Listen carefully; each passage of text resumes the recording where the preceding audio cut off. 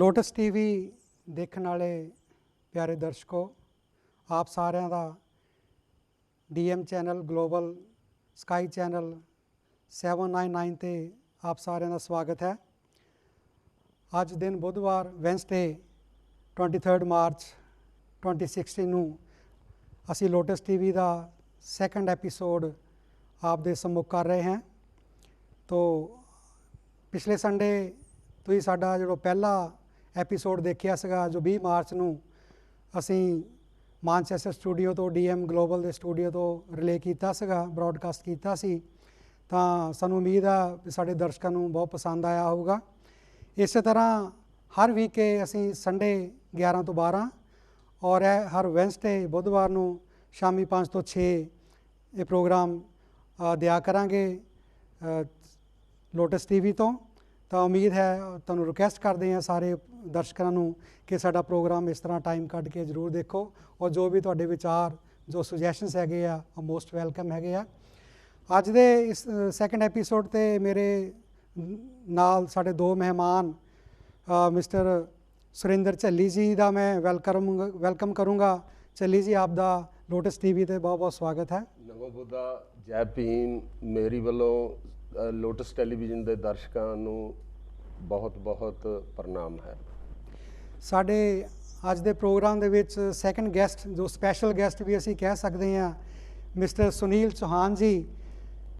ਸੁਨੀਲ ਚੌਹਾਨ ਜੀ, I mostly welcome you on this Lotus TV. Would you like to say a few words? Namo Buddha, Jai Bhim.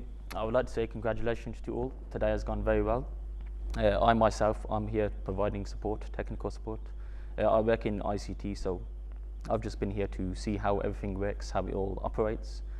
And I must say it's been a very good experience. If you yourself at home and do have any ICT skills, I do encourage you to come forward. Also as well, for the younger generation, I do feel that if you have any concerns within the community, if there's new issues that you feel that need to be brought up, then please do come along and voice your concerns. This is a platform that you can use to reach out to the community. Thank you. So thank you, Mr. Sunil Chauhan. ਮੈਂ ਆਪਣੇ ਦਰਸ਼ਕਾਂ ਨੂੰ ਦੱਸਣਾ ਚਾਹੁੰਦਾ ਹੈ ਕਿ ਸੁਨੀਲ ਚੌਹਾਨ ਨੂੰ ਤੁਸੀਂ ਸੁਣਿਆ, ਯੰਗਸਟਰ ਨੂੰ। ਇਹ ਝੱਲੀ ਸਾਹਿਬ ਦੇ ਦੋਤੇ ਹੈਗੇ ਆ, ਗ੍ਰੈਂਡਸਨ ਹੈਗੇ ਆ, ਸਤਿਆ ਝੱਲੀ ਔਰ ਸੁਰਿੰਦਰ ਝੱਲੀ ਜੀ ਦੇ। ਔਰ ਅਸੀਂ ਸਾਡਾ ਲੋਟਸ ਟੀਵੀ 'ਤੇ ਇੱਕ ਖਾਸ ਧਿਆਨ ਹੋਏਗਾ ਕਿ ਅਸੀਂ ਆਪਣੇ ਯੰਗਸਟਰ ਨੂੰ ਇਨਵੋਲਵ ਕਰੀਏ। ਜਿਹੜੇ ਯੰਗ ਸਾਡੇ ਮੁੰਡੇ ਕੁੜੀਆਂ ਭੈਣਾਂ ਭਰਾ ਹੈ, ਸਟੂਡੈਂਟ ਹੈ, ਉਹਨਾਂ ਨੂੰ ਅਸੀਂ ਲੋਟਸ ਟੀਵੀ ਦੇ ਵਿੱਚ ਇਨਵੋਲਵ ਕਰੀਏ, ਕਿਉਂਕਿ IT ਦੇ ਸਪੈਸ਼ਲਿਸਟ ਹੈਗੇ ਆ, ਟੈਕਨੀਸ਼ੀਅਨ ਹੈਗੇ ਆ। ਤਾਂ ਮੈਂ ਰਿਕੁਐਸਟ ਕਰੂੰਗਾ ਆਪਣੇ ਜਿਹੜੇ ਸਾਡੇ ਯੰਗਸਟਰ ਹੈਗੇ ਆ, ਬੱਚੇ, ਲੜਕੇ ਲੜਕੀਆਂ, ਬਈ ਸੁਨੀਲ ਦੀ ਤਰ੍ਹਾਂ ਉਹ ਵੀ ਆਪਣਾ ਟਾਈਮ ਕੱਢਣ, ਸਾਡੇ ਨਾਲ ਸਹਿਯੋਗ ਦੇਣ। ਦੇਖੋ ਅੱਜ ਸਾਡਾ ਪ੍ਰੋਗਰਾਮ ਸੰਡੇ ਵੀ ਅਸੀਂ ਆਏ ਸੀਗੇ, ਤਾਂ ਅੱਜ ਫੇਰ ਦੇਖ ਲਓ ਸਪੈਸ਼ਲੀ ਸਾਡੇ ਨਾਲ ਸੁਨੀਲ ਚੱਲ ਕੇ ਆਇਆ। ਹਾਲਾਂਕਿ ਕੱਲ੍ਹ ਟਿਊਜ਼ਡੇ ਨਾਈਟ ਦਾ ਮਾਨਚੈਸਟਰ ਪਹੁੰਚਿਆ ਹੈਗਾ ਮੁੰਡਾ, ਤਾਂ ਕਿ ਉਹ ਕਹਿੰਦਾ ਵੀ ਸਵੇਰੇ ਮੇਰੇ ਤੋਂ ਆਉਣਾ ਮੁਸ਼ਕਿਲ ਹੈਗਾ, ਤਾਂ ਕੱਲ੍ਹ ਰਾਤ ਹੋਟਲ 'ਚ ਆ ਕੇ ਰਿਹਾ ਹੈਗਾ ਸਿਰਫ ਇਸ ਪ੍ਰੋਗਰਾਮ ਦਾ ਸਾਨੂੰ ਸਾਥ ਦੇਣ ਕਰਕੇ। ਮੈਂ ਆਪਣੇ ਦੂਸਰੇ ਸਾਥੀਆਂ ਨੂੰ ਵੀ, ਯੰਗਸਟਰ ਨੂੰ ਵੀ ਅਪੀਲ ਕਰੂੰਗਾ ਕਿ ਉਹ ਵੀ ਸਾਡਾ ਇਸ ਤਰ੍ਹਾਂ ਹੀ ਸਾਥ ਦੇਣ। ਸੋ ਅੱਜ ਦਾ ਪ੍ਰੋਗਰਾਮ ਸ਼ੁਰੂ ਕਰਦੇ ਹਾਂ। ਸਾਡੇ ਨਾਲ ਨਵੇਂ ਮਹਿਮਾਨ ਜੁੜੇ ਨੇ। ਡਾਕਟਰ ਅੰਬੇਡਕਰ ਮੈਮੋਰੀਅਲ ਕਮੇਟੀ ਦੇ ਪ੍ਰਧਾਨ ਮਿਸਟਰ ਤਰਸੇਮ ਕੌਲ ਜੀ। ਕੌਲ ਸਾਹਿਬ, ਆਪ ਦਾ ਅੱਜ ਦੇ ਸੈਕੰਡ ਐਪੀਸੋਡ ਦੇ ਵਿੱਚ ਆਪ ਦਾ ਬਹੁਤ ਬਹੁਤ ਸਵਾਗਤ ਕਰਦੇ ਹਾਂ। So welcome to Lotus TV. Jhalli Sahib ਅਤੇ ਮਨੋਹਰ ਜੀ, ਵਿਰਦੀ ਸਾਹਿਬ, ਮੇਰੇ ਵੱਲੋਂ UK ਔਰ ਯੂਰਪ ਦੇ ਦਰਸ਼ਕਾਂ ਨੂੰ ਨਮੋ Buddha, Jai Bhim. So thank you call ਸਾਹਿਬ। ਅੱਜ ਦਾ ਪ੍ਰੋਗਰਾਮ ਪਿਛਲੇ ਸੰਡੇ ਆਪਾਂ ਦੇਖਿਆ ਸੀਗਾ ਵੀ 20 ਮਾਰਚ ਦਾ ਪ੍ਰੋਗਰਾਮ ਸੀ, ਜਿਸ ਨੂੰ ਆਪਾਂ ਲਾਂਚ ਕੀਤਾ। ਉਹਦੀ ਹਿਸਟਰੀ ਬਾਰੇ, ਉਸ ਹਫਤੇ ਦੀ ਇੰਪੋਰਟੈਂਸ ਬਾਰੇ ਆਪਾਂ ਗੱਲ ਕੀਤੀ। ਮਾਨਯਵਰ ਕਾਂਸ਼ੀ ਰਾਮ ਜੀ ਦਾ ਜਨਮ ਦਿਨ ਸੀਗਾ, ਤੋ ਮਹਾੜ ਤਲਾਅ ਦਾ ਜਿਹੜੀ ਐਨੀਵਰਸਰੀ ਸੀਗੀ 20 ਮਾਰਚ 1927 ਨੂੰ ਬਾਬਾ ਸਾਹਿਬ ਨੇ ਸੰਘਰਸ਼ ਕੀਤਾ ਸੀ। ਇਸੇ ਤਰ੍ਹਾਂ ਅੱਜ ਜਿਹੜਾ ਦਿਨ ਹੈਗਾ 23 ਮਾਰਚ, ਇਹ ਵੀ ਇੱਕ ਭਾਰਤ ਦੇ ਇਤਿਹਾਸ ਦੇ ਵਿੱਚ, ਪੰਜਾਬ ਦੇ ਇਤਿਹਾਸ ਦੇ ਵਿੱਚ, ਭਾਰਤ ਦੀ ਆਜ਼ਾਦੀ ਦੇ ਵਿੱਚ ਬਹੁਤ ਇੰਪੋਰਟੈਂਟ ਡੇ ਹੈ। ਇੱਕ ਸ਼ਹੀਦਾਂ ਦਾ ਦਿਨ ਇਹਨੂੰ ਮੰਨਿਆ ਜਾਂਦਾ ਹੈਗਾ। ਸਾਡੇ ਸ਼ਹੀਦ ਆਜ਼ਮ ਸਰਦਾਰ ਭਗਤ ਸਿੰਘ, ਰਾਜਗੁਰੂ, ਸੁਖਦੇਵ, ਇਹਨਾਂ ਦਾ ਜੋ ਮਾਰਟਰਡੇਮ ਸ਼ਹੀਦੀ ਦਿਨ ਅੱਜ ਹੈ, ਤਾਂ ਸਾਰੇ ਭਾਰਤ ਦੇ ਵਿੱਚ ਅੱਜ ਦੇ ਦਿਨ ਇਹਨਾਂ ਨੂੰ ਸ਼ਰਧਾਂਜਲੀ ਦਿੱਤੀ ਜਾਂਦੀ ਹੈਗੀ ਆ। ਭਗਤ ਸਿੰਘ ਜੀ ਦਾ, ਕਿਉਂਕਿ ਆਪਾਂ ਸਾਰੇ ਪੰਜਾਬ ਤੋਂ ਹੈਗੇ ਆ, ਤਾਂ ਜੋ ਭਾਰਤ ਦੀ ਆਜ਼ਾਦੀ ਹੈਗੀ ਆ, ਹਜ਼ਾਰਾਂ ਲੱਖਾਂ ਲੋਕਾਂ ਨੇ ਆਪਣੀ ਜ਼ਿੰਦਗੀ ਦੇ ਕੇ, ਕੁਰਬਾਨੀਆਂ ਦੇ ਕੇ, ਖੂਨ ਪਸੀਨਾ ਡੋਲ ਕੇ ਭਾਰਤ ਨੂੰ ਆਜ਼ਾਦੀ ਲੈ ਕੇ ਦਿੱਤੀ ਆ, ਜਿਸ ਦੇ ਵਿੱਚ ਭਗਤ ਸਿੰਘ, ਸੁਖਦੇਵ ਥਾਪਰ, ਸ਼ਿਵਾਰਾਮ ਰਾਜਗੁਰੂ, ਹੋਰ ਬੜੇ ਚੰਦਰ ਸ਼ੇਖਰ, ਹੋਰ ਸ਼ਹੀਦ ਜੋ ਹੋਏ ਹੈਗੇ ਆ, ਉਹਨਾਂ ਸਾਰਿਆਂ ਨੂੰ ਆਪਾਂ ਸ਼ਰਧਾਂਜਲੀ ਦਿੰਦੇ ਆ, ਜਿਨ੍ਹਾਂ ਦੇ ਸਦਕਾ ਊਧਮ ਸਿੰਘ, ਸਰਦਾਰ ਊਧਮ ਸਿੰਘ ਸਾਰਿਆਂ ਦੇ ਸਹਿਯੋਗ ਨਾਲ ਅੱਜ ਆਪਾਂ ਇੰਡੀਪੈਂਡੈਂਸ ਮਾਣ ਰਹੇ ਹੈਗੇ ਆ। ਭਾਰਤ ਨੂੰ ਆਜ਼ਾਦੀ ਮਿਲੀ ਆ 1947 15 ਅਗਸਤ ਦੇ ਵਿੱਚ, 15 ਅਗਸਤ 1947 ਦੇ ਵਿੱਚ। ਮੈਂ ਆਜ਼ਾਦੀ ਤਾਂ ਮਿਲ ਗਈ। ਚੱਲੀ ਸਾਹਿਬ, ਮੈਂ ਤੁਹਾਡੇ ਵੱਲ ਕੁਐਸਚਨ ਇੱਕ ਤੁਹਾਡੇ ਵਿਚਾਰ ਪੁੱਛੂੰਗਾ। 15 ਅਗਸਤ 1947 ਨੂੰ ਭਾਰਤ ਆਜ਼ਾਦ ਹੋਇਆ ਜੀ, ਨਵਾਂ ਸੰਵਿਧਾਨ ਬਣਿਆ। ਜੀ। ਬਾਬਾ ਸਾਹਿਬ ਨੇ ਦੁਨੀਆ ਦਾ ਬਿਹਤਰੀਨ ਸੰਵਿਧਾਨ ਜਿਹੜਾ ਭਾਰਤ ਨੂੰ ਦਿੱਤਾ। ਬਹੁਤ ਜਿਹੜਾ ਦੱਬੇ ਕੁਚਲੇ ਲੋਕਾਂ ਵਾਸਤੇ ਬਹੁਤ ਕੁਝ ਉਹਦੇ ਵਿੱਚ ਪ੍ਰੋਵੀਜ਼ਨਸ ਗਏ, ਫੰਡਾਮੈਂਟਲ ਰਾਈਟ ਆ, ਉਹਨਾਂ ਦੀ ਸੁਰੱਖਿਆ ਦੀ ਲਿਹਾਜ਼ ਨਾਲ, ਉਹਨਾਂ ਦੀ ਇਕਨੋਮਿਕ ਸਿਕਿਉਰਿਟੀ ਦੇ ਲਿਹਾਜ਼ ਨਾਲ, ਉਹਨਾਂ ਦੀ ਪ੍ਰੋਟੈਕਸ਼ਨ ਦੇ ਲਿਹਾਜ਼ ਨਾਲ ਬੜੀਆਂ ਸਹੂਲਤਾਂ ਦਿੱਤੀਆਂ। ਔਰ ਇੰਨੇ ਸਾਲ ਹੋ ਗਏ ਆ ਭਾਰਤ ਨੂੰ ਆਜ਼ਾਦ ਹੋਇਆਂ, ਪਰ ਜਦੋਂ ਅਸੀਂ ਦੂਰ ਦਰਾਜੇ ਏਰੀਏ 'ਚ ਦੇਖਦੇ ਹਾਂ ਤਾਂ ਹਾਲੇ ਵੀ ਭਾਰਤ ਦਾ ਜਿਹੜਾ ਲੋਕਾਂ ਦਾ, ਗਰੀਬ ਲੋਕਾਂ ਦਾ ਹਾਲਾਤ ਕੋਈ ਬਿਹਤਰ ਨਹੀਂ ਹੋਇਆ।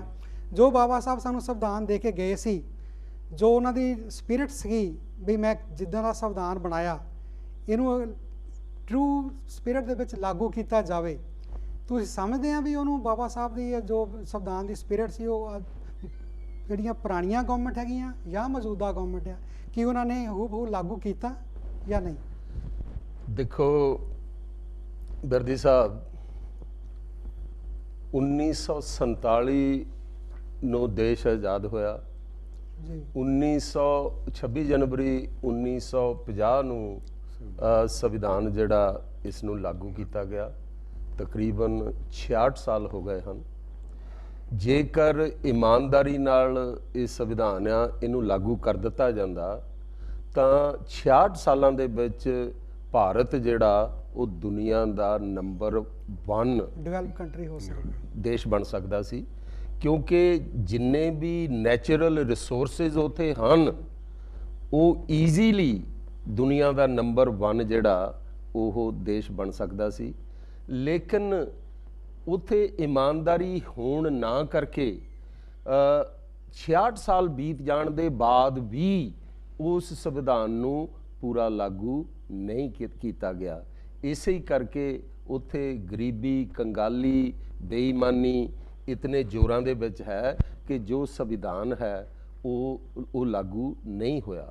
ਜਿਸ ਤਰ੍ਹਾਂ ਕਿ ਤੁਸੀਂ ਪਹਿਲਾਂ ਕਿਹਾ ਕਿ ਜਿਹੜਾ ਭਾਰਤ ਦਾ ਸੰਵਿਧਾਨ ਹੈ ਉਹ ਦੁਨੀਆ ਦਾ ਸਭ ਤੋਂ ਵਧੀਆ ਸੰਵਿਧਾਨ ਹੈ।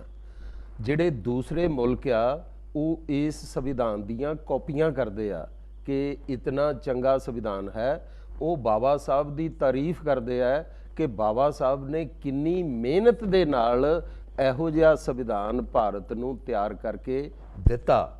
ਲੇਕਿਨ ਜਿਹੜਾ ਸੇਠ ਜੀ ਤੇ ਭੱਟ ਜੀ ਰਲੇ ਹੋਏ ਨੇ, 15% ਲੋਕ ਜਿਹੜੇ ਆ ਉਹ ਇਸ ਸੰਵਿਧਾਨ ਦਾ ਫਾਇਦਾ ਲੈ ਰਹੇ ਆ, ਮਜ਼ੇ ਉਠਾ ਰਹੇ ਆ। ਜਿਹੜੇ 85% ਲੋਕ ਆ ਉਹ ਇਸ ਸੰਵਿਧਾਨ ਦੀਆਂ ਸਹੂਲਤਾਂ ਤੋਂ ਵਾਂਝੇ ਨੇ। ਕਿਉਂਕਿ ਤੁਸੀਂ ਹੁਣ ਜੇ 66 ਸਾਲਾਂ ਦਾ ਰਿਕਾਰਡ ਦੇਖੋ, ਕਿਸੇ ਵੀ ਮਹਿਕਮੇ ਦੇ ਵਿੱਚ ਦੇਖ ਲਓ, ਉੱਥੇ ਜਿਹੜੀ ਭਰਤੀ ਆ ਉਹ ਹਾਈ ਕਾਸਟ ਲੋਕਾਂ ਦੀ ਭਰਤੀ ਆ। ਜੇਕਰ ਤੁਸੀਂ ਹਾਈ ਕੋਰਟਾਂ ਦੇ ਜੱਜ ਦੇਖ ਲਓ, ਕੋਈ ਗਿਣਤੀ ਮਿਣਤੀ ਦਾ ਹੀ ਸਾਡੇ ਸਮਾਜ ਵਿੱਚ ਉਹ ਜੱਜ ਹੋਵੇਗਾ, ਉੱਥੋਂ ਤੁਹਾਨੂੰ ਇਨਸਾਫ ਕਿਸ ਤਰ੍ਹਾਂ ਮਿਲ ਜਾਵੇਗਾ? ਜਿਹੜਾ ਭਾਰਤ ਦੀ ਜਿਹੜੀ ਪਾਰਲੀਮੈਂਟ ਆ, ਡਾਕਟਰ ਬਾਬਾ ਸਾਹਿਬ ਅੰਬੇਡਕਰ ਨੇ ਉਸ ਪਾਰਲੀਮੈਂਟ ਨੂੰ ਮੰਦਰ ਦਾ ਦਰਜਾ ਦਿੱਤਾ ਸੀ, ਕਿਉਂਕਿ ਉਹਨਾਂ ਨੇ ਕਿਹਾ ਸੀ ਕਿ ਲੋਕ ਰੱਬ ਕੋਲੋਂ ਕਿਉਂ ਮਿੰਨਤਾਂ ਕਰਕੇ ਚੀਜ਼ਾਂ ਮੰਗਦੇ ਆ, ਮੈਨੂੰ ਆਹ ਦੇਈ, ਮੈਨੂੰ ਇਹ ਦੇਈ, ਮੈਨੂੰ ਉਹ ਦੇਈ।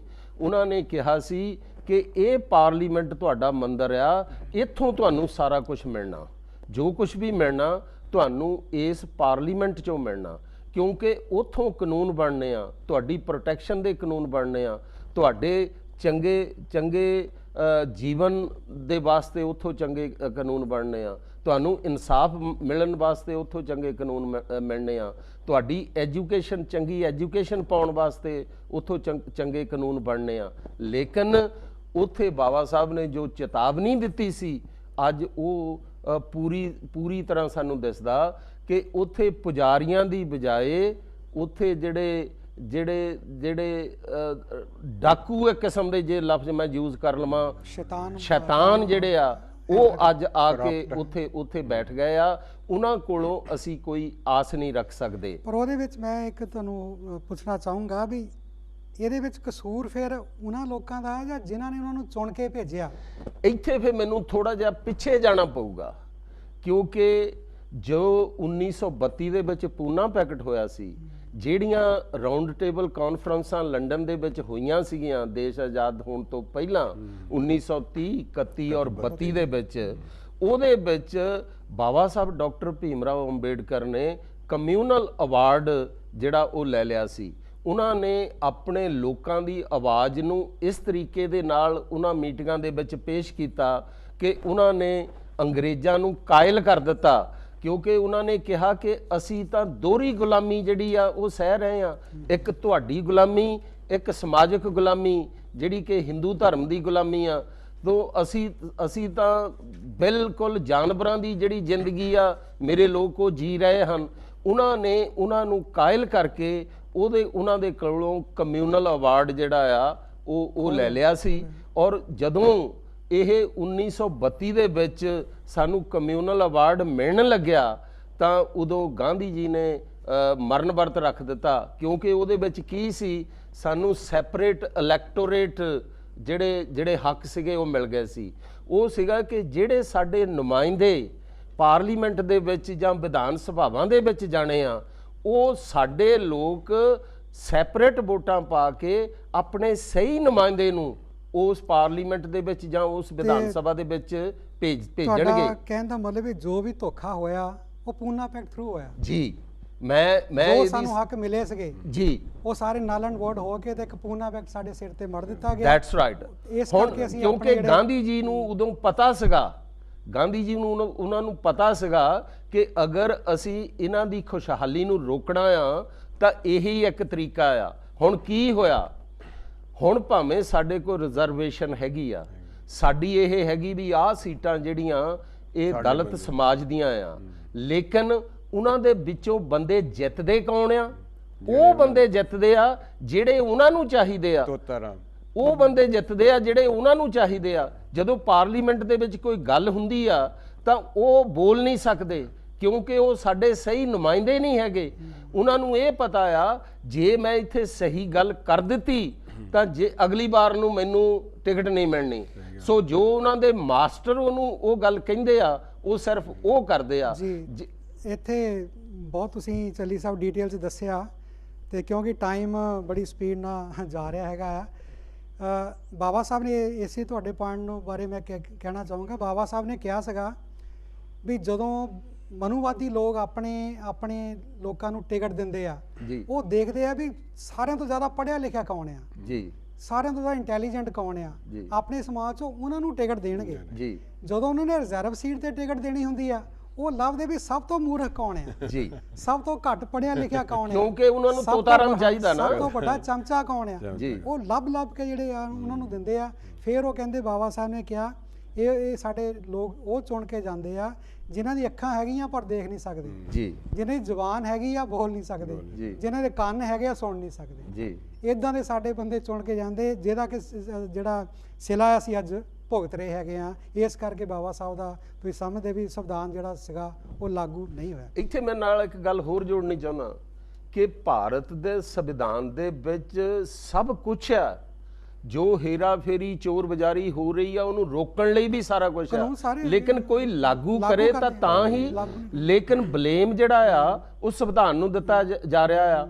ਅੱਜ ਅੰਨਾ ਹਜ਼ਾਰੇ ਵਰਗੇ ਜੋ ਸੰਘਰਸ਼ ਕਰ ਰਹੇ ਨੇ, ਸੰਵਿਧਾਨ ਦਾ ਨਾਮ ਲੈ ਕੇ ਜੋ ਸੰਘਰਸ਼ ਕਰ ਰਹੇ ਹਨ, ਇਹ ਸੰਵਿਧਾਨ ਨੂੰ ਬਦਨਾਮ ਕਰਨ ਦੀ ਇੱਕ ਸਾਜ਼ਿਸ਼ ਹੈ, ਇੱਕ ਚਾਲ ਹੈ। ਤੇ ਸਾਡੇ ਲੋਕਾਂ ਨੂੰ ਇਹ ਸਮਝਣਾ ਚਾਹੀਦਾ। ਮੈਂ ਸਾਡੇ ਲੋਕਾਂ ਨੂੰ ਬੇਨਤੀ ਕਰਦਾ ਕਿ ਅਸੀਂ ਇਹਨਾਂ ਅਗਾਂਹ ਵਧੂ ਦੇਸ਼ਾਂ ਦੇ ਵਿੱਚ ਆ ਕੇ ਆਜ਼ਾਦ ਜ਼ਿੰਦਗੀ ਜੀ ਰਹੇ ਹਾਂ, ਜੇਕਰ ਅਸੀਂ ਇਹਨਾਂ ਦੇਸ਼ਾਂ ਵਿੱਚ ਆ ਕੇ ਵੀ ਅੱਜ ਕੁਝ ਨਹੀਂ ਸਿੱਖਦੇ ਤਾਂ ਬਈ ਫਿਰ ਅਸੀਂ ਕਦੋਂ ਸਿੱਖਾਂਗੇ।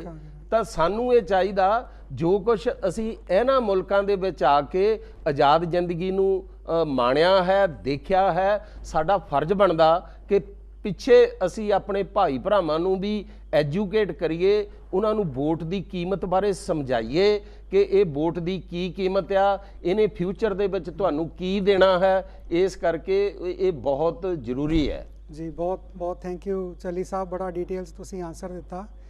ਕਿਉਂਕਿ ਆਪਣਾ ਲੋਟਸ ਟੀਵੀ ਅੱਜ ਸੈਕੰਡ ਬ੍ਰੌਡਕਾਸਟ ਪ੍ਰੋਗਰਾਮ ਹੋ ਰਿਹਾ ਹੈਗਾ, ਇਹਦੇ ਬਾਰੇ ਲੋਕਾਂ ਨੂੰ ਹਲੇ ਕਾਫੀ ਜਾਣਕਾਰੀ ਦੀ ਵੀ ਲੋੜ ਹੈ ਜੀ। ਲੋਕਾਂ ਵਾਸਤੇ, ਦਰਸ਼ਕਾਂ ਵਾਸਤੇ ਨਵਾਂ ਆ ਵੀ ਕੌਣ ਹੈ, ਕੌਣ ਚਲਾ ਰਹੇ ਆ, ਇਹਨਾਂ ਨੇ ਕੀ ਪ੍ਰਚਾਰ ਕਰਨਾ, ਕਾਹਦੇ ਵੀ ਪਿਛਲੇ ਆਪਾਂ ਸੰਡੇ ਵਾਲੇ ਪ੍ਰੋਗਰਾਮ ਥੋੜਾ ਇਹਦੇ ਬਾਰੇ ਜਾਣਨਾ ਪਾਇਆ ਸੀਗਾ ਜੀ। ਜਿਸ ਤਰ੍ਹਾਂ ਕਿ ਇਹ ਮੀਡੀਆ ਦਾ ਇੱਕ ਇਸ ਵੇਲੇ ਟੀਵੀ ਜਿਹੜਾ ਟੀਵੀ ਮੀਡੀਆ ਦੇ ਵਿੱਚ ਇਲੈਕਟ੍ਰੋਨਿਕ ਮੀਡੀਆ, ਪ੍ਰਿੰਟ ਮੀਡੀਆ, ਸਾਰੇ ਸੋਸ਼ਲ ਮੀਡੀਆ ਵੀ ਹੁਣ ਆ ਗਿਆ, ਇਹ ਸਾਰੇ ਮੀਡੀਆ ਦੇ ਵਿੰਗ ਹੈਗੇ ਆ, ਜਿਹਦੇ ਵਿੱਚ ਇਸ ਵੇਲੇ ਟੈਲੀਵਿਜ਼ਨ ਜਿਹੜਾ ਹੈਗਾ ਉਹ ਸਭ ਤੋਂ ਸਟਰੋਂਗੈਸਟ ਮੀਡੀਆ ਪਾਵਰ ਹੈਗਾ ਜੀ।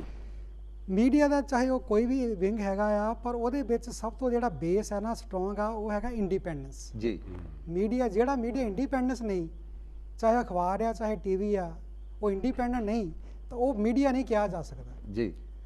ਮੈਂ ਪੁੱਛਣਾ ਚਾਹੂੰਗਾ ਵੀ ਲੋਟਸ ਟੀਵੀ ਨਵਾਂ ਆਪਾਂ ਲਾਂਚ ਕੀਤਾ ਹੈਗਾ, ਤੁਸੀਂ ਉਹਦੇ ਬੜੇ ਫਾਊਂਡਰ ਮੈਂਬਰ ਹੈਗੇ ਆ, ਕੀ ਤੁਸੀਂ ਇਹਦੇ ਬਾਰੇ ਕੁਝ ਸਪੈਸ਼ਲ ਅਵੇਅਰ ਹੈਗੇ ਆ ਵੀ ਜਿਹੜੀ ਇੰਡੀਪੈਂਡੈਂਸ ਹੈਗੀ ਮੀਡੀਆ ਦੀ ਉਹਨੂੰ ਪੂਰੀ ਤਰ੍ਹਾਂ ਮੇਨਟੇਨ ਰੱਖਿਆ ਜਾਏਗਾ, ਚਾਹੇ ਉਹ ਇੰਟਰਨਲ ਹੈ ਚਾਹੇ ਐਕਸਟਰਨਲ ਹੈ, ਚਾਹੇ ਉਹ ਗਵਰਨਮੈਂਟਲ ਹੈ ਚਾਹੇ ਨਾਨ ਗਵਰਨਮੈਂਟਲ ਹੈ, ਕੀ ਆਪਣੀ ਜਿਹੜੀ ਕਮੇਟੀ ਹੈ ਉਹ ਇਸ ਬਾਰੇ ਸੁਚੇਤ ਹੈ ਵੀ ਆਪਣੀ ਲੋਟਸ ਟੀਵੀ ਦੀ ਇੰਡੀਪੈਂਡੈਂਸ ਨੂੰ ਹਰ ਹਾਲਤ ਤੇ ਕਾਇਮ ਰੱਖਿਆ ਜਾਏਗਾ? ਵਰਦੀ ਸਾਹਿਬ, ਤੁਸੀਂ ਬਹੁਤ ਹੀ ਮਹੱਤਵਪੂਰਨ ਸਵਾਲ ਜਿਹੜਾ ਉਹ ਮੇਰੇ ਕੋਲੋਂ ਪੁੱਛਿਆ, ਕਿਉਂਕਿ ਇਸ ਸਵਾਲ ਦੀ ਬਹੁਤ ਅਹਿਮੀਅਤ ਹੈ। Doctor Ambedkar memorial committee of Great Britain 19 ਜੁਲਾਈ 1969 ਨੂੰ ਸਥਾਪਿਤ ਹੋਈ ਸੀ। ਗ੍ਰੈਜੂਅਲੀ ਬਾਬਾ ਸਾਹਿਬ ਦੇ ਮਿਸ਼ਨ ਦਾ ਕੰਮ ਕਰਦੇ ਕਰਦੇ, ਤਥਾਗਤ ਬੁੱਧ ਦੇ ਧਰਮ ਦਾ ਪ੍ਰਚਾਰ ਕਰਦੇ ਕਰਦੇ ਅੱਜ ਜਿਹੜੀ ਕਮੇਟੀ ਆ ਉਹ ਤਕਰੀਬਨ 47 ਸਾਲ ਹੋ ਗਏ। 47 ਸਾਲ ਦਾ ਜੋ ਤਜਰਬਾ ਹੈ ਉਸ ਦੇ ਆਧਾਰ ਦੇ ਉੱਤੇ ਮੈਂ ਆਪਣੇ ਦਰਸ਼ਕਾਂ ਨੂੰ ਦੱਸਣਾ ਚਾਹੁੰਦਾ ਹਾਂ ਕਿ ਕਮੇਟੀ ਜਿਹੜੀ ਆ ਇਸ ਨੇ ਆਪਣੇ ਵਿੰਗ ਬਣਾਏ ਹੋਏ ਹਨ, ਜਿਸ ਤਰ੍ਹਾਂ ਕਿ ਲੇਡੀਜ਼ ਵਿੰਗ, ਯੂਥ ਵਿੰਗ, ਇਸੇ ਤਰ੍ਹਾਂ ਇਹ ਇੱਕ ਮੀਡੀਆ ਵਿੰਗ ਹੈ। ਇਹ ਜੋ ਮੀਡੀਆ ਵਿੰਗ ਹੈ ਇਸ ਦੀ ਆਪਣੀ ਇੰਡੀਪੈਂਡੈਂਸ ਹੈ, ਲੇਕਿਨ ਇਹ ਜਿਹੜੀ ਕੰਮ ਆ ਇਹ doctor Ambedkar memorial committee of Great Britain ਦੇ ਥੱਲੇ ਕਰਦੀ ਹੈ। ਇਹਨੂੰ ਹਰ ਆਪਣੀ ਜਿਹੜੀ ਸੋਚ ਆ, ਹਾਂ, ਬੁੱਧਿਸਟ ਇੰਟਰਨੈਸ਼ਨਲ ਮੀਡੀਆ ਜੋ ਹੈ ਇਹ doctor Ambedkar memorial committee of Great Britain ਦਾ ਇੱਕ ਵਿੰਗ ਹੈ। ਇਹ ਜਿਹੜਾ ਆ ਇਹਦੇ ਵਿੱਚ ਇੱਕ ਜੋ ਇਸ ਦਾ ਪੈਨਲ ਹੈ, ਉਸ ਪੈਨਲ ਦੇ ਵਿੱਚ ਜੋ ਵੀ ਕਮੇਟੀ ਦਾ ਪ੍ਰਧਾਨ ਆ ਉਸ ਸਮੇਂ ਦਾ, ਕਿਉਂਕਿ ਪ੍ਰਧਾਨ ਹਰ ਸਾਲ ਬਦਲਦੇ ਆ, ਉਹ ਇਸ ਦਾ ਮੈਂਬਰ ਹੋਵੇਗਾ। ਇਹ ਜਿਹੜਾ ਮੀਡੀਆ ਆ ਇਹ ਇੰਡੀਪੈਂਡੈਂਟ ਇਹ ਕੰਮ ਕਰੇਗਾ।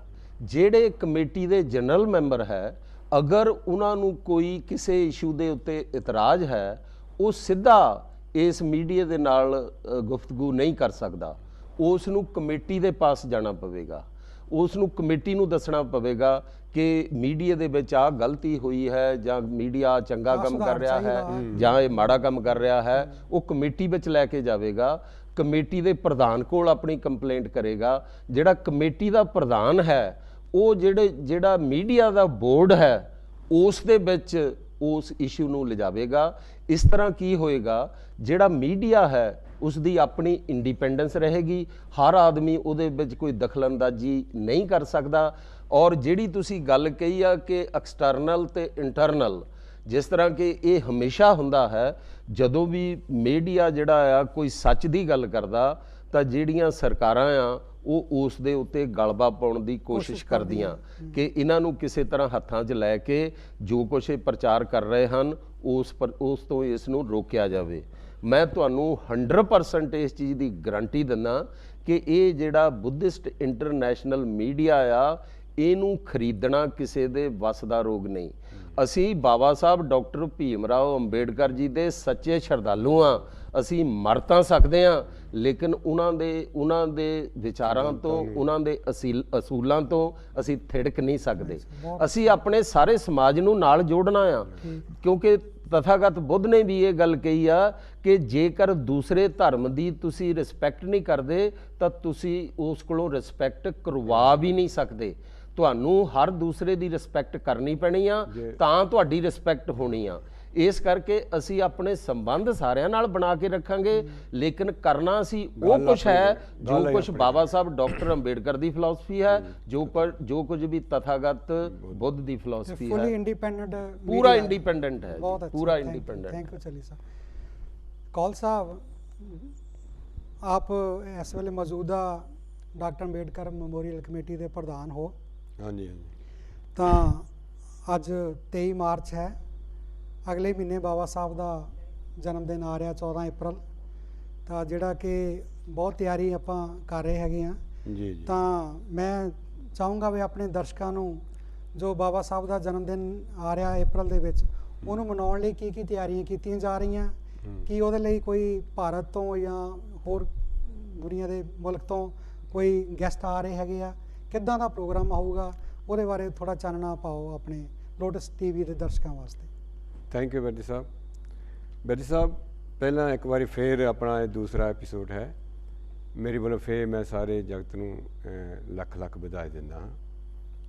ਇੱਕ ਸ਼ੇਰ ਸੀ ਲਿਖਿਆ ਰਤੂ ਸਾਹਿਬ ਹੁਣੀ ਕਿ ਤੇਰੇ ਕਦਮਾਂ ਦੀ ਸਹੁੰ ਅੱਜ ਭੀਮ ਸੋਹਣੇ, ਤੇਰੇ ਮਿਸ਼ਨ ਲਈ ਜ਼ਿੰਦਗੀ ਲਾ ਦਿਆਂਗੇ, ਫਿਰ ਫਿਰ ਕੇ ਗਲੀ ਵਿੱਚ ਕੂਚਿਆਂ ਦੇ ਤੇਰਾ ਘਰ ਘਰ ਮਿਸ਼ਨ ਪਹੁੰਚਾ ਦਿਆਂਗੇ, ਖੂਨ ਹੱਡੀਆਂ ਨੋਚ ਕੇ ਮਾਸ ਆਪਣਾ ਅਸੀਂ ਕੌਮ ਦੀ ਭੇਂਟ ਚੜਾ ਦਿਆਂਗੇ, ਰਹੀ ਜ਼ਿੰਦਗੀ ਰੱਤੂ ਇਸ ਜੱਗ ਉੱਤੇ ਮੁੱਲ ਤੇਰੀ ਕਲਮ ਦਾ ਪਾ ਦਿਆਂਗੇ, ਮੁੱਲ ਤੇਰੀ ਕੁਰਬਾਨੀ ਦਾ ਪਾ ਦਿਆਂਗੇ। ਅੱਜ ਜੋ ਤੁਸੀਂ ਲੋਟਸ ਟੀਵੀ ਦੇਖ ਰਹੇ ਹੋ, ਇਸ ਰਾਹੀਂ ਅਸੀਂ ਬਾਬਾ ਸਾਹਿਬ ਦਾ ਜੋ ਸੱਚੇ ਲਫ਼ਜ਼ਾਂ ਦੇ ਵਿੱਚ ਘਰ ਘਰ ਮਿਸ਼ਨ ਪਹੁੰਚਾਉਣ ਦੀ ਇੱਕ ਵਾਰੀ ਫਿਰ ਆਪ ਨੂੰ ਬਹੁਤ ਬਹੁਤ ਵਧਾਈ ਹੈ। ਇਹਦੇ ਨਾਲ ਅਸੀਂ ਬਾਬਾ ਸਾਹਿਬ ਦਾ ਮਿਸ਼ਨ ਔਰ ਤਥਾਗਤ ਬੁੱਧ ਦਾ ਧਰਮ ਨੂੰ ਅਸੀਂ ਘਰ ਘਰ ਪਹੁੰਚਾਵਾਂਗੇ। ਤੋ ਜਿਹੜਾ ਤੁਸੀਂ ਸਵਾਲ ਕੀਤਾ ਹੈ ਕਿ ਬਾਬਾ ਸਾਹਿਬ ਦਾ ਜਨਮ ਦਿਨ 125ਵਾਂ ਸਪੈਸ਼ਲ ਜੋ ਆ ਰਿਹਾ ਹੈਗਾ, ਇਹ ਡਾਕਟਰ ਅੰਬੇਡਕਰ ਮੈਮੋਰੀਅਲ ਕਮੇਟੀ ਵੱਲੋਂ ਬੜਾ ਹੀ ਇਹਦੀਆਂ ਤਿਆਰੀਆਂ ਹੋ ਰਹੀਆਂ ਹਨ। ਆਪਾਂ ਇਹ 17 ਅਪ੍ਰੈਲ ਨੂੰ Shri Guru Ravidas community centre Dudley road ਵੋਲਹੈਂਪਟਨ ਵਿੱਚ ਮਨਾ ਰਹੇ ਹਾਂ। ਔਰ ਇਹਦੇ ਵਿੱਚ ਆਪਾਂ ਇੰਡੀਆ ਤੋਂ ਵਿਵੇਕ ਕੁਮਾਰ ਜੀ, ਪ੍ਰੋਫੈਸਰ ਵਿਵੇਕ ਕੁਮਾਰ ਜੀ, ਜੋ ਕਿ ਆਪਣੇ ਜਵਾਹਰ ਨਹਿਰੂ ਯੂਨੀਵਰਸਿਟੀ ਦਿੱਲੀ ਦੇ ਪ੍ਰੋਫੈਸਰ ਹਨ। ਜਿਸ ਤਰ੍ਹਾਂ ਅੱਜ ਕੱਲ੍ਹ ਤੁਸੀਂ ਖਬਰਾਂ ਵਿੱਚ ਦੇਖਿਆ ਹੀ ਹੈ ਕਿ ਉਹ ਕਾਫੀ ਇਸ ਵੇਲੇ ਯੂਨੀਵਰਸਿਟੀ ਦਾ ਨਾਂ ਹੈ। ਉਹ ਸਟੂਡੈਂਟਾਂ ਮੈਂ ਤੁਸੀਂ ਦੇਖਿਆ ਹੈ, ਕਨਈਆ ਨੂੰ ਦੇਖਿਆ ਪ੍ਰੋਬਲਮਸ, ਹੋਰ ਸਟੂਡੈਂਟਾਂ ਨੂੰ ਕਿੰਨੀਆਂ ਪ੍ਰੋਬਲਮ ਆ ਰਹੀਆਂ ਜੋ ਆਪਣੇ ਸਟੂਡੈਂਟ ਹਨ ਔਰ ਜੋ ਬਾਬਾ ਸਾਹਿਬ ਦਾ ਨਾਂ ਲੈਂਦੇ ਆ, ਔਰ ਉਹ ਵੀ ਇੱਕ ਆਪਣਾ ਬਾਬਾ ਸਾਹਿਬ ਦਾ ਸ਼ਰਧਾਲੂ ਹੈ ਔਰ ਉਹ ਪ੍ਰੋਫੈਸਰ ਹੈ ਉੱਥੇ ਜੀ। ਬਹੁਤ ਅੱਛਾ। ਅੱਜ ਦਾ ਜੋ ਕਰੰਟ ਅਫੇਅਰ ਹੈ ਉਹ ਇੱਥੇ ਜ਼ਿਆਦਾ ਆ ਗਏ। ਸਾਡਾ ਮਤਲਬ ਪੂਰੀ ਕੋਸ਼ਿਸ਼ ਹੈ, ਉਹਨਾਂ ਨੇ ਸਾਨੂੰ ਵਿਸ਼ਵਾਸ ਦਿੱਤਾ ਕਿ ਮੈਂ ਪ੍ਰੋਗਰਾਮ ਦੇ ਮੁੱਖ ਮਹਿਮਾਨ ਹੋਣਗੇ ਔਰ ਉਹਨਾਂ ਨੇ ਪੂਰੀ ਅੱਜ ਦੇ ਬਾਬਾ ਸਾਹਿਬ ਦੀ ਲਾਈਫ ਦੇ ਉੱਤੇ ਅਤੇ ਅੱਜ ਦੇ ਕਰੰਟ ਇਸ਼ੂ ਉੱਤੇ ਅੱਜ ਉਹ ਸਾਨੂੰ ਜਾਣਕਾਰੀ ਦੇਣਗੇ। ਉਹ ਸਾਡੇ ਲਈ ਇੱਕ ਬਹੁਤ ਅੱਛਾ ਮੌਕਾ ਹੈ। ਤੋ ਨਾਲ ਹੀ ਨਾਲ ਮੈਂ ਆਪਣੇ ਸੰਗੀਤ ਗਰੁੱਪ ਦੇ ਗੀਤਕਾਰ ਜੋ ਹੈ ਲੰਬਰ ਹੁਸੈਨਪੁਰੀ ਜੀ, ਉਹ ਵੀ ਇੰਡੀਆ ਤੋਂ ਖਾਸ ਤੌਰ 'ਤੇ ਇਸ ਪ੍ਰੋਗਰਾਮ ਲਈ ਇਹ ਆ ਰਹੇ। ਆਪਾਂ ਬੰਦੋਬਸਤ ਕੀਤਾ ਹੋਇਆ। ਹੋਰ ਵੀ ਰੰਗੋ ਰੰਗਾ ਪ੍ਰੋਗਰਾਮ ਆਪਾਂ ਨਾਲ ਕਰਾਂਗੇ ਔਰ ਆਪਣੇ ਜਿਹੜੇ ਮੈਂ ਸਾਰੇ ਬੇਨਤੀ ਕਰਦਾ ਹਾਂ ਕਿ 1 ਵਜੇ ਤੋਂ ਲਾ ਕੇ ਰਾਤ ਦੇ 6 ਵਜੇ ਤੱਕ ਆਪਾਂ ਉੱਥੇ ਚੀਜ਼ ਨੂੰ ਮਨਾ ਰਹੇ ਹਾਂ ਅਤੇ ਇਸ ਵਿੱਚ ਸਾਰਿਆਂ ਨੂੰ ਵੱਧ ਚੜ੍ਹ ਕੇ ਹਿੱਸਾ ਪਾਵੋ। ਔਰ ਲੰਗਰ ਦਾ ਜੋ ਹੈ ਇਹਦਾ ਵੀ ਖਾਸ ਬੰਦੋਬਸਤ ਕੀਤਾ ਗਿਆ ਬੈਦੀ ਸਾਹਿਬ ਆਪਣੇ ਨਾਈਟ 10 ਵਾਲਿਆਂ ਵੱਲੋਂ, ਆਪਣੇ ਜੱਸਰ ਸਾਹਿਬ ਹੋਣੀ ਔਰ ਬੈਦੀ ਸਾਹਿਬ ਹੋਣੀ, ਇਹਨਾਂ ਨੇ ਹਮੇਸ਼ਾ ਹਰੇਕ ਸਾਲ ਕਮੇਟੀ ਦਾ ਸਾਥ ਦਿੰਦੇ ਹਨ ਔਰ ਬਾਬਾ ਸਾਹਿਬ ਦੇ ਜਨਮਦਿਨ 'ਤੇ ਉਹ ਬਹੁਤ ਅੱਛਾ। ਕੌਲ ਸਾਹਿਬ ਵੀ ਤੁਸੀਂ ਬੜੀ ਡੀਲ ਦਿੱਤੀ ਹੈ। Thank you. ਅਸੀਂ ਹੁਣ ਬ੍ਰੇਕ ਦਾ ਟਾਈਮ ਹੋ ਰਿਹਾ ਤਾਂ ਪਿਆਰੇ ਦਰਸ਼ਕੋ ਜਾਣਾ ਨਹੀਂ ਕਿਤੇ, ਅਸੀਂ 2-3 ਮਿੰਟ ਬਾਅਦ ਆਏ ਤਾਂ ਆ ਕੇ ਬਾਕੀ ਦੀ ਜਿਹੜੀ ਗੱਲਬਾਤ ਹੈਗੀ ਕੰਟੀਨਿਊ ਰੱਖਦੇ ਹਾਂ। ਸੋ ਨਵਾਂ Buddha Jai Bhim, see you after the break.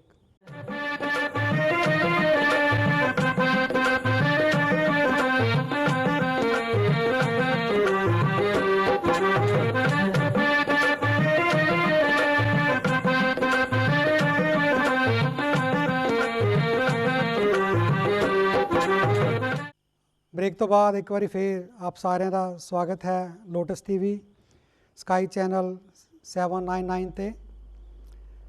Break ਤੋਂ ਪਹਿਲਾਂ ਅਸੀਂ ਗੱਲ ਕਰ ਰਹੇ ਸੀ ਕੌਲ ਸਾਹਿਬ ਨਾਲ ਵੀ ਕਿਸ ਤਰ੍ਹਾਂ doctor Ambedkar memorial committee Great Britain Baba Sahib ਦਾ 125ਵਾਂ ਜਨਮ ਦਿਨ ਮਨਾ ਰਹੀ ਹੈਗੀ ਆ। ਮੈਂ ਦਰਸ਼ਕਾਂ ਨੂੰ ਇਹ ਵੀ ਦੱਸਣਾ ਚਾਹੁੰਦਾ ਵੀ ਇਸ ਸਾਲ ਪਹਿਲੀ ਵਾਰੀ UNO ਦੇ ਵਿੱਚ ਚੱਲੀ ਸਾਹਿਬ ਪ੍ਰਧਾਨ ਜੀ UNO ਦੇ ਵਿੱਚ ਵੀ ਬਾਬਾ ਸਾਹਿਬ ਦਾ 125ਵਾਂ ਜਨਮ ਦਿਨ ਮਨਾਇਆ ਜਾ ਰਿਹਾ, ਜਿਹੜਾ ਕਿ ਖੁਸ਼ੀ ਦੀ ਗੱਲ ਹੈਗੀ ਆ, ਜਿਹੜਾ ਕਿ 13 ਅਪ੍ਰੈਲ ਨੂੰ ਦੁਪਹਿਰ ਵੇਲੇ ਮਨਾਇਆ ਜਾਏਗਾ। 13 ਅਪ੍ਰੈਲ ਨੂੰ ਜੀ ਉਹ ਕਹਿੰਦੇ ਵੀ ਉਸ ਦਿਨ ਉੱਥੇ ਇੰਡੀਆ 14 ਅਪ੍ਰੈਲ ਹੋ ਜਾਣੀ ਆ, ਕਿਉਂਕਿ UNO ਦੇ ਵਿੱਚ ਬਹੁਤ ਬਿਜ਼ੀ ਸਕੈਜੂਲ ਹੁੰਦਾ ਆ, ਜਗ੍ਹਾ ਲੈਣੀ ਜਾਂ ਟਾਈਮ ਲੈਣਾ ਬਹੁਤ ਮੁਸ਼ਕਿਲ ਹੈਗਾ। ਤੇ 13 ਅਪ੍ਰੈਲ ਨੂੰ ਸਾਰੇ ਦਰਸ਼ਕਾਂ ਨੂੰ ਅਪੀਲ ਹੈਗੀ ਆ ਵੀ 13 ਅਪ੍ਰੈਲ ਨੂੰ ਨਿਊਯਾਰਕ ਦੇ ਵਿੱਚ ਯੂਨਾਈਟਿਡ ਨੇਸ਼ਨਸ ਆਰਗੇਨਾਈਜੇਸ਼ਨ ਦੇ ਵਿੱਚ ਬਾਬਾ ਸਾਹਿਬ ਦਾ 125ਵਾਂ ਜਨਮ ਦਿਨ ਪਹਿਲੀ ਵਾਰੀ ਮਨਾਇਆ ਜਾ ਰਿਹਾ ਹੈ। ਤਾਂ ਆਪਣੇ ਇੱਕ ਹੋਰ ਬੈਰੀ ਸਾਹਿਬ ਜੋੜ ਦਈਏ, ਜਿਸ ਤਰ੍ਹਾਂ ਤੁਸੀਂ UNO ਦਾ ਦੱਸਿਆ, ਇਸੇ ਤਰ੍ਹਾਂ ਆਸਟ੍ਰੇਲੀਆ ਦੀ ਜਿਹੜੀ ਪਾਰਲੀਮੈਂਟ ਹੈ 14 ਅਪ੍ਰੈਲ ਨੂੰ ਉੱਥੇ ਵੀ ਇੱਕ ਬਹੁਤ ਵੱਡਾ ਫੰਕਸ਼ਨ ਹੋ ਰਿਹਾ ਹੈ। ਹਾਂਜੀ, ਤੇ ਇੱਥੇ ਵੀ ਆਪਾਂ ਬਰਮਿੰਘਮ ਦੇ ਵਿੱਚ ਵੀ ਜੋ ਕੌਂਸਲੇਟ ਬਰਮਿੰਘਮ ਆਪਣੇ ਹਾਈ ਕਮਿਸ਼ਨ ਦੇ ਕੌਂਸਲੇਟ ਹੈਗੇ ਆ, ਉਹ ਵੀ ਆਪਣੇ ਕਮੇਟੀ ਨਾਲ ਰਲ ਕੇ 14 ਅਪ੍ਰੈਲ ਨੂੰ ਇੱਕ ਬਹੁਤ ਵੱਡਾ ਫੰਕਸ਼ਨ ਕਰ ਰਹੇ ਆ ਸੈਂਡਵਿਲ ਕੌਂਸਲ ਦੇ ਵਿੱਚ। ਤਾਂ ਉਹ ਉੱਥੇ ਵੀ ਉਹਨਾਂ ਆਪਾਂ ਨੂੰ ਸੱਦਿਆ। ਬਾਕੀ ਤੇ ਜਿਹੜਾ UNO ਦੇ ਵਿੱਚ ਹੋ ਰਿਹਾ ਉਹਦੇ ਵਿੱਚ ਕੋਸ਼ਿਸ਼ ਹੋ ਰਹੀ ਆ ਵੀ ਪ੍ਰੈਜ਼ੀਡੈਂਟ ਆਫ ਇੰਡੀਆ ਔਰ ਪ੍ਰਾਈਮ ਮਿਨਿਸਟਰ ਇੰਡੀਆ ਦਾ ਰਿਕਾਰਡਡ ਮੈਸੇਜ ਆਇਆ ਜਾਵੇ ਤਾਂ ਕਿ ਗਵਰਨਮੈਂਟ ਆਫ ਇੰਡੀਆ ਵੱਲੋਂ ਸਪਾਂਸਰ ਹੋਏਗਾ। ਤਾਂ ਜਿਹੜੀ ਭੈਣ ਸਰੋਜ ਮਹਾਰਾਸ਼ਟਰ ਤੋਂ, ਕੀ ਨਾਮ ਉਹਨਾਂ ਦਾ ਪੂਰਾ ਯਾਦ ਨਹੀਂ, ਸਰੋਜ, ਉਹ ਆ ਰਹੇ ਹੈਗੇ ਆ ਸਪੈਸ਼ਲ ਪ੍ਰਾਈਮ ਮਿਨਿਸਟਰ ਉਹਨਾਂ ਦਾ ਮੈਸੇਜ ਲੈ ਕੇ। ਤਾਂ ਸ਼ਾਮ ਨੂੰ ਜਦੋਂ ਪ੍ਰੋਗਰਾਮ UNO ਤੋਂ ਹੋਣਾ, ਸ਼ਾਮ ਨੂੰ ਜਿਹੜੀ Guru Ravidas cultural association New York ਦੀ ਉਹ ਸਾਰੇ ਆਏ ਹੋਏ ਗੈਸਟ ਨੂੰ ਇੱਕ ਰਿਸੈਪਸ਼ਨ ਦੇ ਰਹੀ ਹੈਗੀ ਆ। ਤਾਂ ਸਾਰੇ ਉੱਥੇ ਉਹਨਾਂ ਨੂੰ ਇਨਵਾਈਟ ਹੈਗੇ ਆ Guru Ravidas cultural association New York ਵੱਲੋਂ। ਸ਼ਾਮ ਨੂੰ ਉਹਨਾਂ ਦੀ ਰਿਸੈਪਸ਼ਨ ਹੈਗੇ ਆ ਤਾਂ ਦਿਨੇ UNO ਦੇ ਵਿੱਚ ਪ੍ਰੋਗਰਾਮ ਹੋਏਗਾ। ਇਹ ਸੀ ਬਾਬਾ ਸਾਹਿਬ ਦੇ ਜਨਮ ਦਿਨ ਬਾਰੇ ਕੁਝ। ਬਰਦੀ ਸਾਹਿਬ, ਇੱਥੇ ਤਾਂ ਮੈਂ ਇੱਕ ਵਾਰੀ ਤੁਹਾਨੂੰ ਬਹੁਤ ਬਹੁਤ ਹੀ ਮੁਬਾਰਕਬਾਦ ਦੇਣੀ ਚਾਹੁੰਦਾ ਹਾਂ, ਕਿਉਂਕਿ ਮੈਂ ਜਿੱਥੇ ਵੀ ਗਿਆ ਹਾਂ ਉੱਥੇ ਮੈਂ ਬਾਬਾ ਸਾਹਿਬ ਨੂੰ ਭਾਰਤ ਰਤਨ ਦੀ ਬਜਾਏ ਵਿਸ਼ਵ ਰਤਨ ਕਹਿੰਦਾ ਰਿਹਾ ਹਾਂ। ਔਰ ਇਹ ਸਾਬਤ ਹੋ ਗਿਆ ਕਿ ਅਗਰ UNO ਦੇ ਵਿੱਚ ਬਾਬਾ ਸਾਹਿਬ ਡਾਕਟਰ ਭੀਮ ਰਾਓ ਅੰਬੇਡਕਰ ਜੀ ਦਾ 125ਵਾਂ ਜਨਮ ਦਿਨ ਮਨਾਇਆ ਜਾ ਰਿਹਾ ਹੈ ਤਾਂ ਇਹ ਚੀਜ਼ ਸਾਬਤ ਕਰਦੀ ਹੈ ਕਿ ਬਾਬਾ ਸਾਹਿਬ ਡਾਕਟਰ ਭੀਮ ਰਾਓ ਅੰਬੇਡਕਰ ਜਿਹੜੇ ਆ ਉਹ ਹੁਣ ਭਾਰਤ ਰਤਨ ਦੀ ਬਜਾਏ ਵਿਸ਼ਵ ਰਤਨ ਬਣ ਗਏ। ਅਸਲ ਵਿੱਚ ਵਿਸ਼ਵ ਰਤਨ ਬਣ ਗਏ। ਵਿਸ਼ਵ ਰਤਨ ਮੈਨੇ ਉਹਨਾਂ ਨੂੰ ਉਸ ਦਿਨ ਕਿਹਾ ਸੀ ਜਿਸ ਦਿਨ ਕੋਲੰਬੀਆ ਯੂਨੀਵਰਸਿਟੀ ਦੇ ਵਿੱਚ ਬਾਬਾ ਸਾਹਿਬ ਨੇ ਜਿੱਥੋਂ ਡਿਗਰੀ ਹਾਸਲ ਕੀਤੀ ਸੀ, ਉਹਨਾਂ ਨੇ ਕੋਲੰਬੀਆ ਯੂਨੀਵਰਸਿਟੀ ਨੇ ਇੱਕ ਸਰਵੇ ਕਰਾਇਆ ਸੀ ਆਪਣੇ 300 ਸਾਲ ਪੂਰੇ ਹੋਣ ਤੇ ਕਿ ਇਸ ਯੂਨੀਵਰਸਿਟੀ ਦੇ ਵਿੱਚ ਬ੍ਰਾਈਟ ਸਟੂਡੈਂਟ ਕਿਹੜੇ ਹੋਏ ਆ। ਉਹਨਾਂ ਦੇ ਵਿੱਚੋਂ 6 ਸਟੂਡੈਂਟ ਦੇ ਨਾਮ ਜਿਹੜੇ ਉਹ ਸਾਹਮਣੇ ਆਏ ਸੀਗੇ ਔਰ ਉਹਨਾਂ 6 ਸਟੂਡੈਂਟਾਂ ਤੋਂ ਬਾਅਦ ਜਦੋਂ ਚੋਣ ਹੋਈ ਤਾਂ ਬਾਬਾ ਸਾਹਿਬ ਡਾਕਟਰ ਭੀਮ ਰਾਓ ਅੰਬੇਡਕਰ ਜੀ ਜਿਹੜੇ ਆ ਉਹ ਪਹਿਲੇ ਨੰਬਰ ਤੇ ਆਏ। ਤੇ ਜਿਹੜਾ ਯੂਨੀਵਰਸਿਟੀ ਦਾ ਫਰੰਟ ਗੇਟ ਆ ਉੱਥੇ ਤਾਂਬੇ ਦੀ ਬਾਬਾ ਸਾਹਿਬ ਦੀ ਮੂਰਤੀ ਲਾਈ ਗਈ ਆ, ਜਿਸ ਦਾ ਉਦਘਾਟਨ ਰਾਸ਼ਟਰਪਤੀ ਬਾਰਕ ਓਬਾਮਾ ਨੇ ਕੀਤਾ ਔਰ ਉਹਦੇ ਥੱਲੇ ਇਹ ਲਿਖਿਆ ਸਿੰਬਲ ਆਫ ਨੌਲੇਜ, ਵਾਕਈ ਗਿਆਨ ਦੇ ਪ੍ਰਤੀਕ। ਇਸੇ ਕਰਕੇ ਪਿਛਲੇ ਹਫਤੇ ਇਸੇ ਹਫਤੇ ਸੰਡੇ ਜਿਹੜਾ ਪਹਿਲੇ ਪ੍ਰੋਗਰਾਮ ਵਿੱਚ ਬਾਬਾ ਸਾਹਿਬ ਨੂੰ ਮੈਂ ਗਿਆਨ ਦਾ ਪ੍ਰਤੀਕ ਕਿਹਾ। ਸੋ ਅਸੀਂ ਗੱਲ ਕਰ ਰਹੇ UNO ਦੇ ਵਿੱਚ ਸਾਡੀ ਭੈਣ ਪਦਮ ਸ਼੍ਰੀ ਕਲਪਨਾ ਸਰੋਜ, ਕਲਪਨਾ ਸਰੋਜ ਜੀ ਸਪੈਸ਼ਲੀ ਇੰਡੀਆ ਤੋਂ ਪ੍ਰੋਗਰਾਮ ਅਟੈਂਡ ਕਰਨ ਆ ਰਹੇ ਹੈਗੇ ਆ। ਤਾਂ ਕਾਫੀ ਅਮਰੀਕਾ, ਕੈਨੇਡਾ, ਯੂਰਪ ਦੇ ਕੰਟਰੀਆਂ ਤੋਂ, ਇੰਡੀਆ ਤੋਂ ਕਾਫੀ ਲੋਕ ਉਹ ਚਾਹ ਰਹੇ ਆ। ਫਿਰ ਆਪਾਂ ਵਾਪਸ ਆਨੇ ਆ ਲੋਟਸ ਟੀਵੀ ਦੇ ਅੱਜ ਦੇ ਪ੍ਰੋਗਰਾਮ ਤੇ। ਥੋੜੀ ਜਿਹੀ ਗੱਲ ਮੈਂ ਚਾਹੁੰਦਾ ਵੀ ਆਪਣੀ BSP ਬਾਰੇ ਵੀ ਕਰ ਲਈਏ। ਜਿਹੜੇ ਸਾਡੇ ਸਾਥੀ ਯੂਰਪ 'ਚ, ਸਪੈਸ਼ਲੀ ਇਟਲੀ 'ਚ, ਇੰਡੀਆ 'ਚ ਦੇਖ ਰਹੇ ਹੈਗੇ ਆ, ਸਪੈਸ਼ਲੀ ਯੂਰਪੀਅਨ ਸਾਡੇ BSP ਦੇ ਸਪੋਰਟਰ, ਬਾਬਾ ਸਾਹਿਬ ਦੇ ਪੈਰੋਕਾਰ। ਪਿਛਲੇ ਦਿਨੀ ਝੱਲੀ ਸਾਹਿਬ ਇੱਕ ਸਰਵੇ ਆਇਆ ਹੈਗਾ ਯੂਪੀ ਦੇ ਵਿੱਚ, ਕਿਉਂਕਿ ਇਲੈਕਸ਼ਨ ਹੋ ਰਹੇ ਆ ਪੰਜਾਬ ਦੇ ਵਿੱਚ, ਅਗਲੇ ਸਾਲ ਇਲੈਕਸ਼ਨ ਹੈਗੇ 17 ਦੇ ਵਿੱਚ, ਯੂਪੀ ਦੇ ਵਿੱਚ ਹੈਗੇ ਆ, ਤਾਂ ਇਸ ਸਾਲ ਦੇ ਵਿੱਚ ਬੰਗਾਲ ਦੇ ਵਿੱਚ, ਹੋਰ 5 ਸਟੇਟਾਂ ਦੇ ਵਿੱਚ ਹੋ ਰਹੇ ਹੈਗੇ ਆ। ਤਾਂ ਇੱਕ ਸਰਵੇ ਆਇਆ ਯੂਪੀ ਦੇ ਵਿੱਚ ਵੀ ਕਿਹੜੀ ਪਾਰਟੀ ਨੂੰ ਕੀ ਪੋਜੀਸ਼ਨ ਹੈਗੀ ਆ। ਓਵਰਆਲ ਜਿੱਦਾਂ ਉਹਨਾਂ ਨੇ ਸਰਵੇ ਜਿਹੜਾ ਦੱਸਿਆ ਹੈਗਾ 403 ਸੀਟਾਂ ਆ ਯੂਪੀ ਅਸੈਂਬਲੀ ਦੀਆਂ। ਸਮਾਜਵਾਦੀ ਪਾਰਟੀ ਨੂੰ ਜੋ ਐਕਸਪੈਕਟਡ ਹੈਗੀਆਂ 80 ਸੀਟਾਂ 80 ਸੀਟ ਸਰਵੇ ਵਿੱਚ ਆਈਆਂ। BSP ਨੰਬਰ 1 185 ਸੀਟਾਂ ਡਿਕਲੇਅਰ ਕੀਤੀਆਂ ਵੀ ਇਹਨਾਂ ਨੂੰ ਮਿਲਣਗੀਆਂ ਸਰਵੇ ਦੇ ਵਿੱਚ 185 ਸੀਟਾਂ। BJP ਪਲੱਸ ਉਹਦੇ ਅਲਾਇੰਸ ਜਿਹੜੇ ਹੈਗੇ ਆ ਉਹਨਾਂ ਨੂੰ 120 ਸੀਟਾਂ, ਕਾਂਗਰਸ ਪਲੱਸ ਉਹਦੇ ਅਲਾਇੰਸ 13 ਸੀਟਾਂ, ਅੰਨਿਆਂ ਨੂੰ ਅਦਰਸ ਨੂੰ 5 ਸੀਟਾਂ। ਇਹ ਇੱਕ ਬਹੁਤ ਵੱਡੀ ਅਚੀਵਮੈਂਟ ਹੈਗੀ ਆ। ਹਾਲਾਂਕਿ ਮਨੋਵਾਦੀ ਮੀਡੀਆ ਉਹ BSP ਨੂੰ ਇੰਨਾ ਹਾਈਲਾਈਟ ਕਰਦਾ ਨਹੀਂ ਹੈਗਾ, ਅਗਰ ਸੱਚੀ ਗੱਲ ਪੋਜ਼ਿਟਿਵ ਹੋਵੇ ਤਾਂ ਵੀ ਉਹ ਨਹੀਂ ਸ਼ੋਅ ਕਰਦਾ। ਪਰ ਪਹਿਲੀ ਵਾਰੀ ਹੋਇਆ ਬਈ ਐਡੀ ਵੱਡੀ ਪੰਚਾਇਤ ਦਿੱਤਾ ਉਹਨਾਂ ਨੇ, ਆਪਣਾ ਦਿੱਤਾ ਸਰਵੇ ਦਿੱਤਾ, ਇੱਕ BSP ਵਿੱਚ 185 ਸੀਟਾਂ ਦਾ ਡਿਕਲੇਅਰ ਕੀਤਾ। ਇਹਦੇ ਨਾਲ ਆਪਣਾ ਜਿਹੜਾ ਕੈਡਰ ਹੈ BSP ਦਾ, ਪਾਰਟੀ ਦੇ ਲੀਡਰ ਹੈਗੇ, ਇਹ ਤੇ ਕੀ ਇੰਪੈਕਟ ਪਊਗਾ? ਦੇਖੋ ਬਿਰਦੀ ਸਾਹਿਬ, ਪੋਲਿਟਿਕਸ ਦੇ ਵਿੱਚ ਮੇਰੀ ਇੰਨੀ ਇੰਟਰਸਟ ਨਹੀਂ, ਪਰ ਫਿਰ ਵੀ ਸਮਾਜ ਵਿੱਚ ਕੰਮ ਕਰਦਿਆਂ ਤੁਹਾਨੂੰ ਬਹੁਤ ਨਿਗਾਹ ਰੱਖਣੀ ਪੈਂਦੀ ਆ ਕਿ ਕੀ ਹੋਇਆ, ਕੀ ਹੋ ਰਿਹਾ। ਉਸ ਦੇ ਲਿਹਾਜ਼ ਨਾਲ ਜੇ ਦੇਖਿਆ ਜਾਵੇ ਤਾਂ ਸਾਨੂੰ ਬਾਹਲੇ ਕੇਅਰਫੁਲ ਹੋਣਾ ਪੈਣਾ, ਕਿਉਂਕਿ ਇਹ ਜਿਹੜਾ ਮਨੂਵਾਦੀ ਮੀਡੀਆ ਆ, ਇਸ ਦੀਆਂ ਚਾਲਾਂ ਨੂੰ ਸਮਝਣਾ ਜਿਹੜਾ ਉਹ ਬਹੁਤ ਜ਼ਰੂਰੀ ਹੈ। ਕਈ ਵਾਰੀ ਇਹ ਵੀ ਹੁੰਦਾ ਕਿ BSP ਨੂੰ ਇਹ ਦੱਸ ਦਿਓ ਕਿ ਤੁਸੀਂ ਤਾਂ ਬਹੁਤ ਅੱਗੇ ਜਾ ਰਹੇ ਆ, ਤਾਂ ਉਹ ਕਿਤੇ ਥੋੜ੍ਹੇ ਜਿਹੇ ਆਲਸੀ ਨਾ ਹੋ ਜਾਣ, ਢਿੱਲੇ ਨਾ ਪੈ ਜਾਣ, ਕਿਉਂਕਿ ਬਈ ਅਸੀਂ ਤਾਂ ਬਈ ਅੱਗੇ ਆ, ਅਸੀਂ ਤਾਂ ਨੰਬਰ 1 ਆ, ਸਾਨੂੰ ਇੰਨੀ ਜ਼ਿਆਦਾ ਮਿਹਨਤ ਕਰਨ ਦੀ ਜ਼ਰੂਰਤ ਨਹੀਂ। ਲੇਕਿਨ ਤੁਹਾਨੂੰ ਇਹ ਵੀ ਦੇਖਣਾ ਪੈਣਾ ਕਿ ਜਿਸ ਤਰ੍ਹਾਂ ਪਿੱਛੇ ਬਿਹਾਰ ਦੇ ਵਿੱਚ ਚੋਣਾਂ ਹੋ ਕੇ ਹਟੀਆਂ, ਇਸ ਮੀਡੀਆ ਨੇ ਇੰਨੀ ਦੁਹਾਈ ਪਾਈ ਹੋਈ ਸੀ ਕਿ BJP ਜਿਹੜੀ ਆ ਉਹ ਤਾਂ ਸਵੀਪ ਕਰ ਜਾਣੀ, ਉੱਥੇ ਇਹ ਹੋ ਜਾਣਾ, ਉਹ ਹੋ ਜਾਣਾ। ਲੇਕਿਨ ਹੋਇਆ ਕਿ ਉਹਨਾਂ ਨੇ BJP ਨੂੰ ਹੀ ਸਵੀਪ ਕਰਕੇ ਰੱਖ ਦਿੱਤਾ ਬਿਹਾਰ ਦੇ ਵਿੱਚ। ਉਹਨਾਂ ਨੇ ਮਹਾ ਸੰਗਠਨ ਬਣਾ ਕੇ ਇਹਨਾਂ ਦਾ ਸਫਾਇਆ ਹੀ ਉੱਥੋਂ ਕਰਕੇ ਦੱਸ ਦਿੱਤਾ। ਜਿਹੜਾ ਮੀਡੀਆ ਸੀਗਾ ਉਹ ਮੂੰਹ 'ਚ ਉਂਗਲਾਂ ਪਾ ਕੇ ਰਹਿ ਗਿਆ। ਇਸੇ ਤਰ੍ਹਾਂ ਦਿੱਲੀ ਦੇ ਵਿੱਚ ਵੀ ਹੋਇਆ ਸੀ, ਜਦੋਂ ਉੱਥੇ ਸੀ ਬਸ BJP ਦੀ ਸਰਕਾਰ ਜਿਹੜੀ ਆ ਉਹ ਬਣੀ ਪਈ ਆ। ਕਿਰਨ ਬੇਦੀ ਮੁੱਖ ਮੰਤਰੀ ਬਣੀ, ਕਿਰਨ ਬੇਦੀ ਨੇ ਬਸ ਸਹੁੰ ਚੁੱਕੀ ਸਮਝ ਲਓ। ਲੇਕਿਨ ਜਦੋਂ ਰਿਜ਼ਲਟ ਆਇਆ ਕਿ ਉੱਥੋਂ BJP ਦਾ ਪੂਰੀ ਤਰ੍ਹਾਂ ਹੀ ਸਫਾਇਆ ਕਰਕੇ ਰੱਖ ਦਿੱਤਾ, 3 ਸੀਟਾਂ ਰਹਿ ਗਈਆਂ। ਸੋ ਇਸ ਮੀਡੀਆ ਦੇ ਉੱਤੇ ਯਕੀਨ ਮੈਂ ਨਹੀਂ ਕਰਦਾ, ਲੇਕਿਨ ਇਹ ਕੀ ਚਾਲ ਆ ਉਹਨੂੰ ਜ਼ਰੂਰ ਸਮਝਣਾ ਚਾਹੀਦਾ। ਪਰ ਇੱਕ ਗੱਲ ਮੈਂ ਇੱਥੇ ਜ਼ਰੂਰ ਕਹਿਣੀ ਚਾਹੁੰਦਾ ਹਾਂ ਕਿ ਯੂਪੀ ਦੇ ਵਿੱਚ BSP ਦੀ 4 ਵਾਰ ਸਰਕਾਰ ਬਣ ਚੁੱਕੀ ਆ, ਉਹ ਆਪਣੇ ਬਲ ਬੂਤੇ ਤੇ ਵੀ ਉੱਥੇ ਸਰਕਾਰ ਬਣਾ ਚੁੱਕੀ ਆ। ਮੈਨੂੰ ਸਾਡੇ ਲੋਕਾਂ ਦੀ ਇੱਕ ਗੱਲ ਸਮਝ ਨਹੀਂ ਲੱਗਦੀ ਕਿ ਯੂਪੀ ਦੇ ਵਿੱਚ 19% ਸ਼ਡਿਊਲਡ ਕਾਸਟ ਸ਼ਡਿਊਲਡ ਟਰਾਈਬ ਜਿਹੜੇ ਲੋਕ ਆ, ਔਰ ਪੰਜਾਬ ਦੇ ਵਿੱਚ 32% ਸ਼ਡਿਊਲਡ ਕਾਸਟ ਔਰ ਸ਼ਡਿਊਲਡ ਟਰਾਈਬ ਲੋਕ ਆ। ਲੇਕਿਨ ਉਹਨਾਂ ਨੇ ਯੂਪੀ ਦੇ ਵਿੱਚ ਤਾਂ 4 ਵਾਰੀ ਸਰਕਾਰ ਬਣਾ ਕੇ ਰਾਜ ਕਰ ਲਿਆ, ਲੇਕਿਨ ਪੰਜਾਬ ਦੇ ਵਿੱਚ ਆਪਣਾ ਖਾਤਾ ਵੀ ਨਹੀਂ ਖੋਲ੍ਹ ਸਕੇ। ਇਹ ਇੱਕ ਬਹੁਤ ਹੀ ਸੰਜੀਦਗੀ ਦੇ ਨਾਲ ਸੋਚਣ ਵਾਲੀ ਗੱਲ ਆ। ਜਿਹੜੀ ਗੱਲ ਹੁਣ ਤੁਸੀਂ ਮੇਰੇ ਕੋਲੋਂ ਪੁੱਛੀ ਆ ਕਿ ਜਿਹੜਾ ਇੱਕ ਮੀਡੀਆ ਨੇ ਉੱਥੇ ਸਰਵੇ ਕੱਢ ਕੇ ਦੱਸਿਆ, ਉਹਦੇ ਵਿੱਚ 185 ਸੀਟਾਂ ਜਿਹੜੀਆਂ ਉਹ BSP ਨੂੰ ਦਿੱਤੀਆਂ, 80 ਸੀਟਾਂ ਜਿਹੜੀਆਂ ਉਹ ਸਮਾਜਵਾਦੀ ਪਾਰਟੀ ਨੂੰ ਦਿੱਤੀਆਂ, 120 ਸੀਟਾਂ ਜਿਹੜੀ ਉਹ BJP ਔਰ ਉਸ ਦੀ ਅਲਾਇੰਸ ਨੂੰ ਦਿਖਾ ਲਈਆਂ, ਕਾਂਗਰਸ ਤੇ ਅਲਾਇੰਸ ਜਿਹੜੀ ਆ ਉਹਨਾਂ ਨੂੰ 13 ਸੀਟਾਂ ਦਿਖਾ ਲਈਆਂ, ਤੇ ਜਿਹੜੇ ਨਿਰਦਲੀਏ ਆ ਉਹਨਾਂ ਨੂੰ 5 ਸੀਟਾਂ ਦਿਖਾ ਲਈਆਂ। ਇਹਦੇ ਤੋਂ ਇਹ ਆ, ਜਿਸ ਤਰ੍ਹਾਂ ਕਿ ਤੁਸੀਂ ਪਹਿਲਾਂ ਕਿਹਾ ਕਿ ਜਿਹੜਾ ਮਨੂਵਾਦੀ ਮੀਡੀਆ ਆ ਉਹ ਕਦੀ ਸੱਚੀ ਗੱਲ ਤਾਂ ਦੱਸਦਾ ਨਹੀਂ, ਉਹਨੂੰ ਤੁਹਾਨੂੰ ਸਮਝਣ ਵਾਸਤੇ 2 ਕਦਮ ਅੱਗੇ ਉਹਨਾਂ ਤੋਂ ਰਹਿਣਾ ਪੈਣਾ, ਤਾਂ ਤੁਸੀਂ ਸਮਝ ਸਕੋਗੇ। ਮੈਂ ਇੱਥੇ BSP ਨੂੰ ਇਹੀ ਐਡਵਾਈਸ ਆਪਣੀ ਵੱਲੋਂ ਦਊਂਗਾ ਕਿ ਤੁਸੀਂ ਸਲੋ ਨਹੀਂ ਹੋਣਾ। ਤੁਹਾਡੀ ਆਪਣੀ ਉੱਥੇ ਸਰਕਾਰ ਬਣਨੀ ਆ, ਤੁਹਾਡੀ ਆਪਣੀ ਬਹੁਤ ਸੰਮਤੀ ਦੇ ਨਾਲ ਸਰਕਾਰ ਬਣਨੀ ਆ, ਪਰ ਉਹਦੇ ਲਈ ਲੋਕਾਂ ਦੇ ਵਿੱਚ ਜਾਣਾ ਪੈਣਾ, ਕੰਮ ਕਰਨਾ ਪੈਣਾ, ਆਪਣੇ ਆਪ ਨੂੰ ਤੁਸੀਂ ਢਿੱਲੇ ਨਹੀਂ ਪਾਉਣਾ। ਜੇ ਤੁਸੀਂ ਇਹ ਕਿਤੇ ਇਹ ਨਾ ਪਾਲਿਸੀ ਹੋਵੇ ਕਿ ਅਸੀਂ ਜਿਹੜੀ BSP ਆ ਉਹ ਪਹਿਲੇ ਨੰਬਰ ਤੇ ਜਾ ਰਹੀ ਆ ਤਾਂ ਉਹ ਸਮਝਣ ਕਿ ਅਸੀਂ ਤਾਂ ਜਿੱਤੇ ਆ, ਲੇਕਿਨ ਜਿੰਨੀ ਦੇਰ ਤੱਕ ਵੋਟਾਂ ਪੈ ਨਹੀਂ ਜਾਂਦੀਆਂ ਉਤਨੀ ਦੇਰ ਤੱਕ ਫੁੱਲ ਸਪਿਰਿਟ ਦੇ ਨਾਲ ਸਾਡੇ ਜਿਹੜੇ ਵਰਕਰ ਆ ਉਹਨਾਂ ਨੂੰ ਕੰਮ ਕਰਨਾ ਥੈਂਕ ਯੂ ਚੱਲੀ ਸਾਹਿਬ। ਇਸੇ ਤਰ੍ਹਾਂ ਪੰਜਾਬ ਵਿੱਚ ਵੀ ਅਸੀਂ ਅਪੀਲ ਕਰਦੇ ਹਾਂ ਜਿਹੜਾ ਡੀਐਸਪੀ ਦਾ ਕੈਡਰ ਹੈਗਾ ਵੀ ਉਹ ਵੀ ਤਨ ਮਨ ਧਨ ਐਤਕੀ ਜ਼ੋਰ ਲਾ ਕੇ ਪੰਜਾਬ ਵਿੱਚੋਂ ਕੋਈ ਨਾ ਕੋਈ ਆਊਟਪੁੱਟ ਜ਼ਰੂਰ ਨਿਕਲਣੀ ਚਾਹੀਦੀ ਹੈਗੀ ਆ। ਬਹੁਤ ਨੁਕਸਾਨ ਕਰਾ ਲਿਆ, ਬਹੁਤ ਜ਼ਿਆਦਾ ਨੁਕਸਾਨ ਕਰ ਲਿਆ। ਅਕਾਲੀ ਬੀਜੇਪੀ ਦਾ ਹਾਲ ਦੇਖ ਹੀ ਲਿਆ ਵੀ ਕੀ ਉਹਨਾਂ ਨੇ ਦਲਤਾਂ ਨਾਲ ਕਰਦੇ ਹੈਗੇ ਆ। ਸੋ ਅਗਲੇ ਟੌਪਿਕ ਤੇ ਅਸੀਂ ਆਨੇ ਆ ਕੌਲ ਸਾਹਿਬ ਜੀ।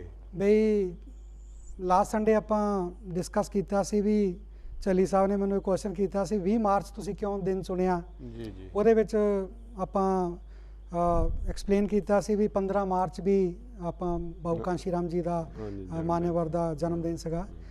ਇਹ ਤੋਂ ਇਲਾਵਾ ਅੱਜ ਮਾਰਚ ਮਹੀਨੇ ਦੇ ਵਿੱਚ ਹੋਰ ਕਿਹੜੀਆਂ ਇਤਿਹਾਸਿਕ ਔਰ ਮਿਸ਼ਨਰੀ ਡੇਟਸ ਆ ਰਹੀਆਂ ਉਹਦੇ ਬਾਰੇ ਜਾਣਨਾ ਪਾਉਂਗੇ ਤੁਸੀਂ? ਹਾਂਜੀ ਚੱਲੀ ਸਾਹਿਬ, ਆਪਣੇ ਬਿਰਦੀ ਸਾਹਿਬ, ਮੈਂ ਤੁਸੀਂ ਪਹਿਲਾਂ ਆਲਰੇਡੀ ਕਾਫੀ ਗੱਲ ਹੋ ਚੁੱਕੀ ਆ।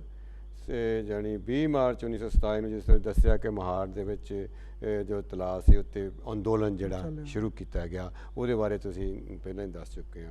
ਇਸੇ ਤਰ੍ਹਾਂ 1928 ਨੂੰ ਇੱਕ ਬਾਬਾ ਸਾਹਿਬ ਨੇ ਵਗਾਰ ਜਿਹੜੀ ਉਸ ਮੌਕੇ 'ਤੇ ਵਗਾਰ ਕਰਾਈ ਜਾਂਦੀ ਸੀ ਲੋਕਾਂ ਕੋਲੋਂ।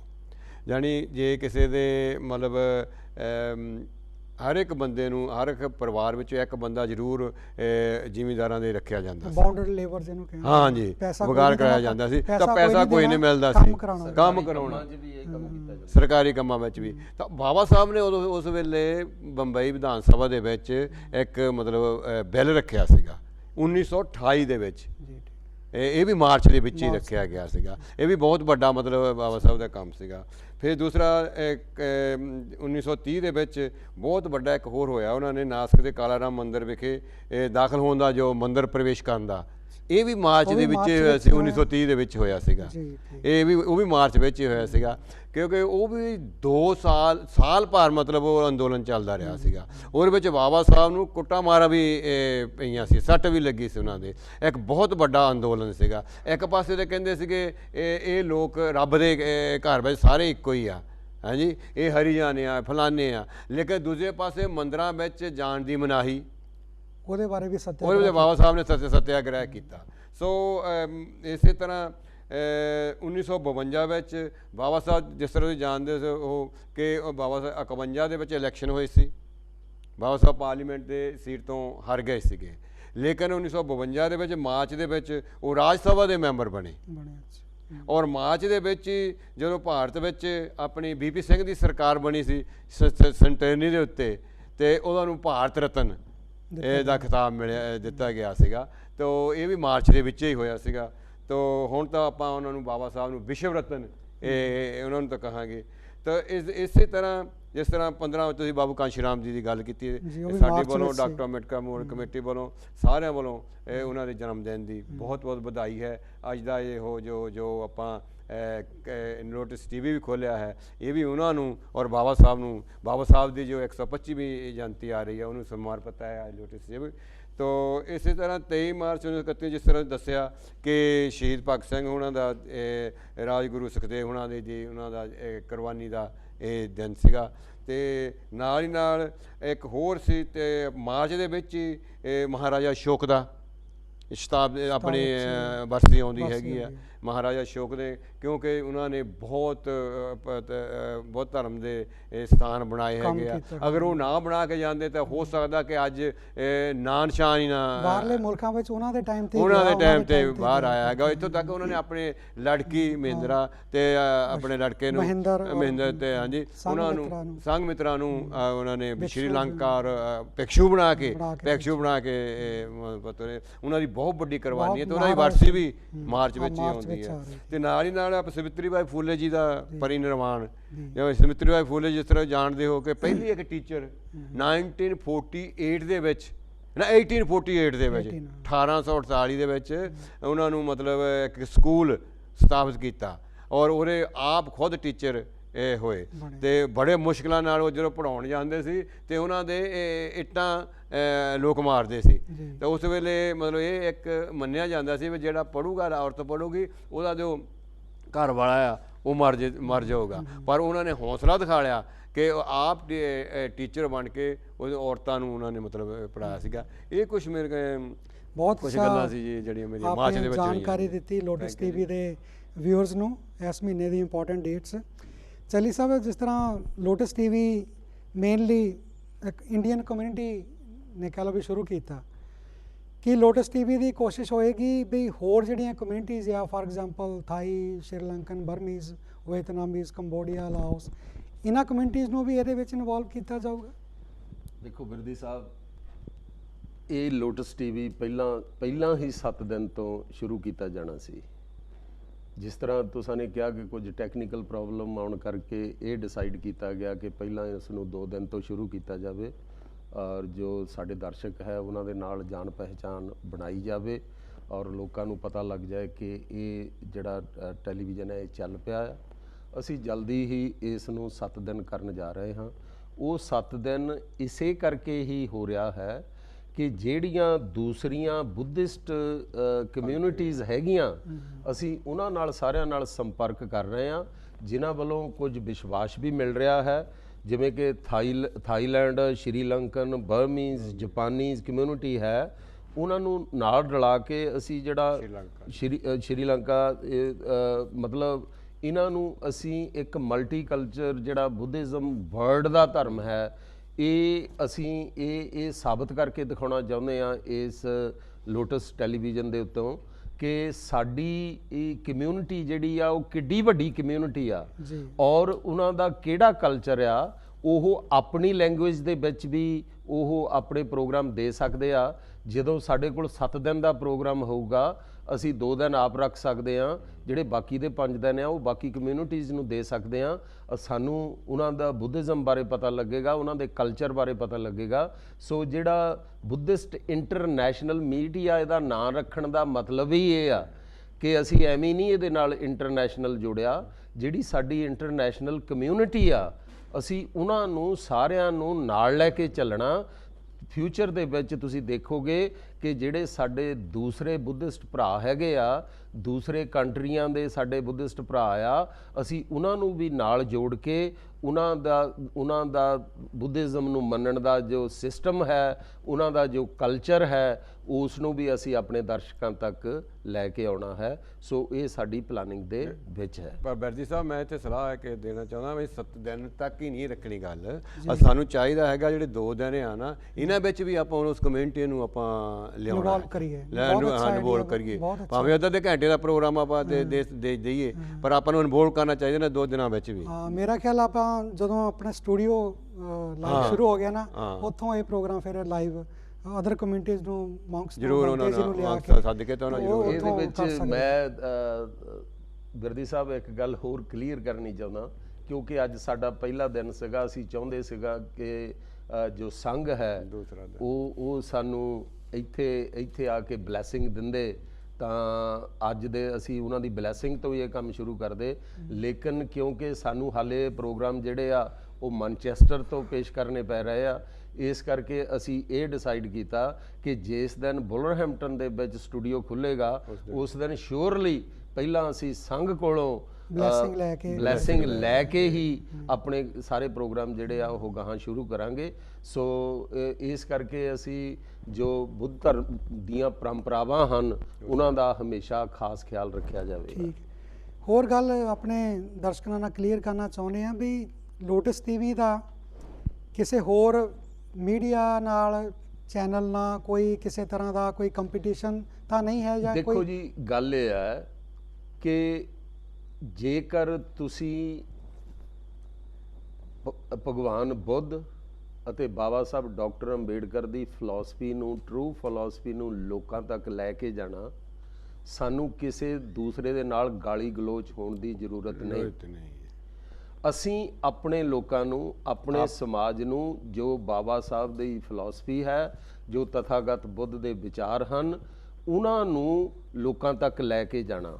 ਲੋਕ ਖੁਦ ਆਪ ਡਿਸਾਈਡ ਕਰਨਗੇ ਕਿ ਇਹਨਾਂ ਦੇ ਵਿਚਾਰ, ਇਹਨਾਂ ਦੇ ਪ੍ਰਵਚਨ ਜਿਹੜੇ ਹੈਗੇ ਆ ਉਹ ਕਿੰਨੇ ਹੀ ਸ਼ੁੱਧ ਹਨ, ਕਿੰਨੇ ਹੀ ਅੱਜ ਦੀ ਸਾਇੰਸ ਦੇ ਜ਼ਮਾਨੇ ਦੇ ਵਿੱਚ ਪੂਰੇ ਢੁੱਕਦੇ ਹਨ। ਕਿਉਂਕਿ ਬੁੱਧਿਜ਼ਮ ਦੇ ਵਿੱਚ ਕੋਈ ਬਲਾਈਂਡ ਫੇਥ ਨਹੀਂ ਹੈਗੀ। ਕਿਸੇ ਵੀ ਚੀਜ਼ ਨੂੰ ਅੰਧੇਰੇ ਵਿੱਚ ਨਹੀਂ ਰੱਖਿਆ ਜਾਂਦਾ।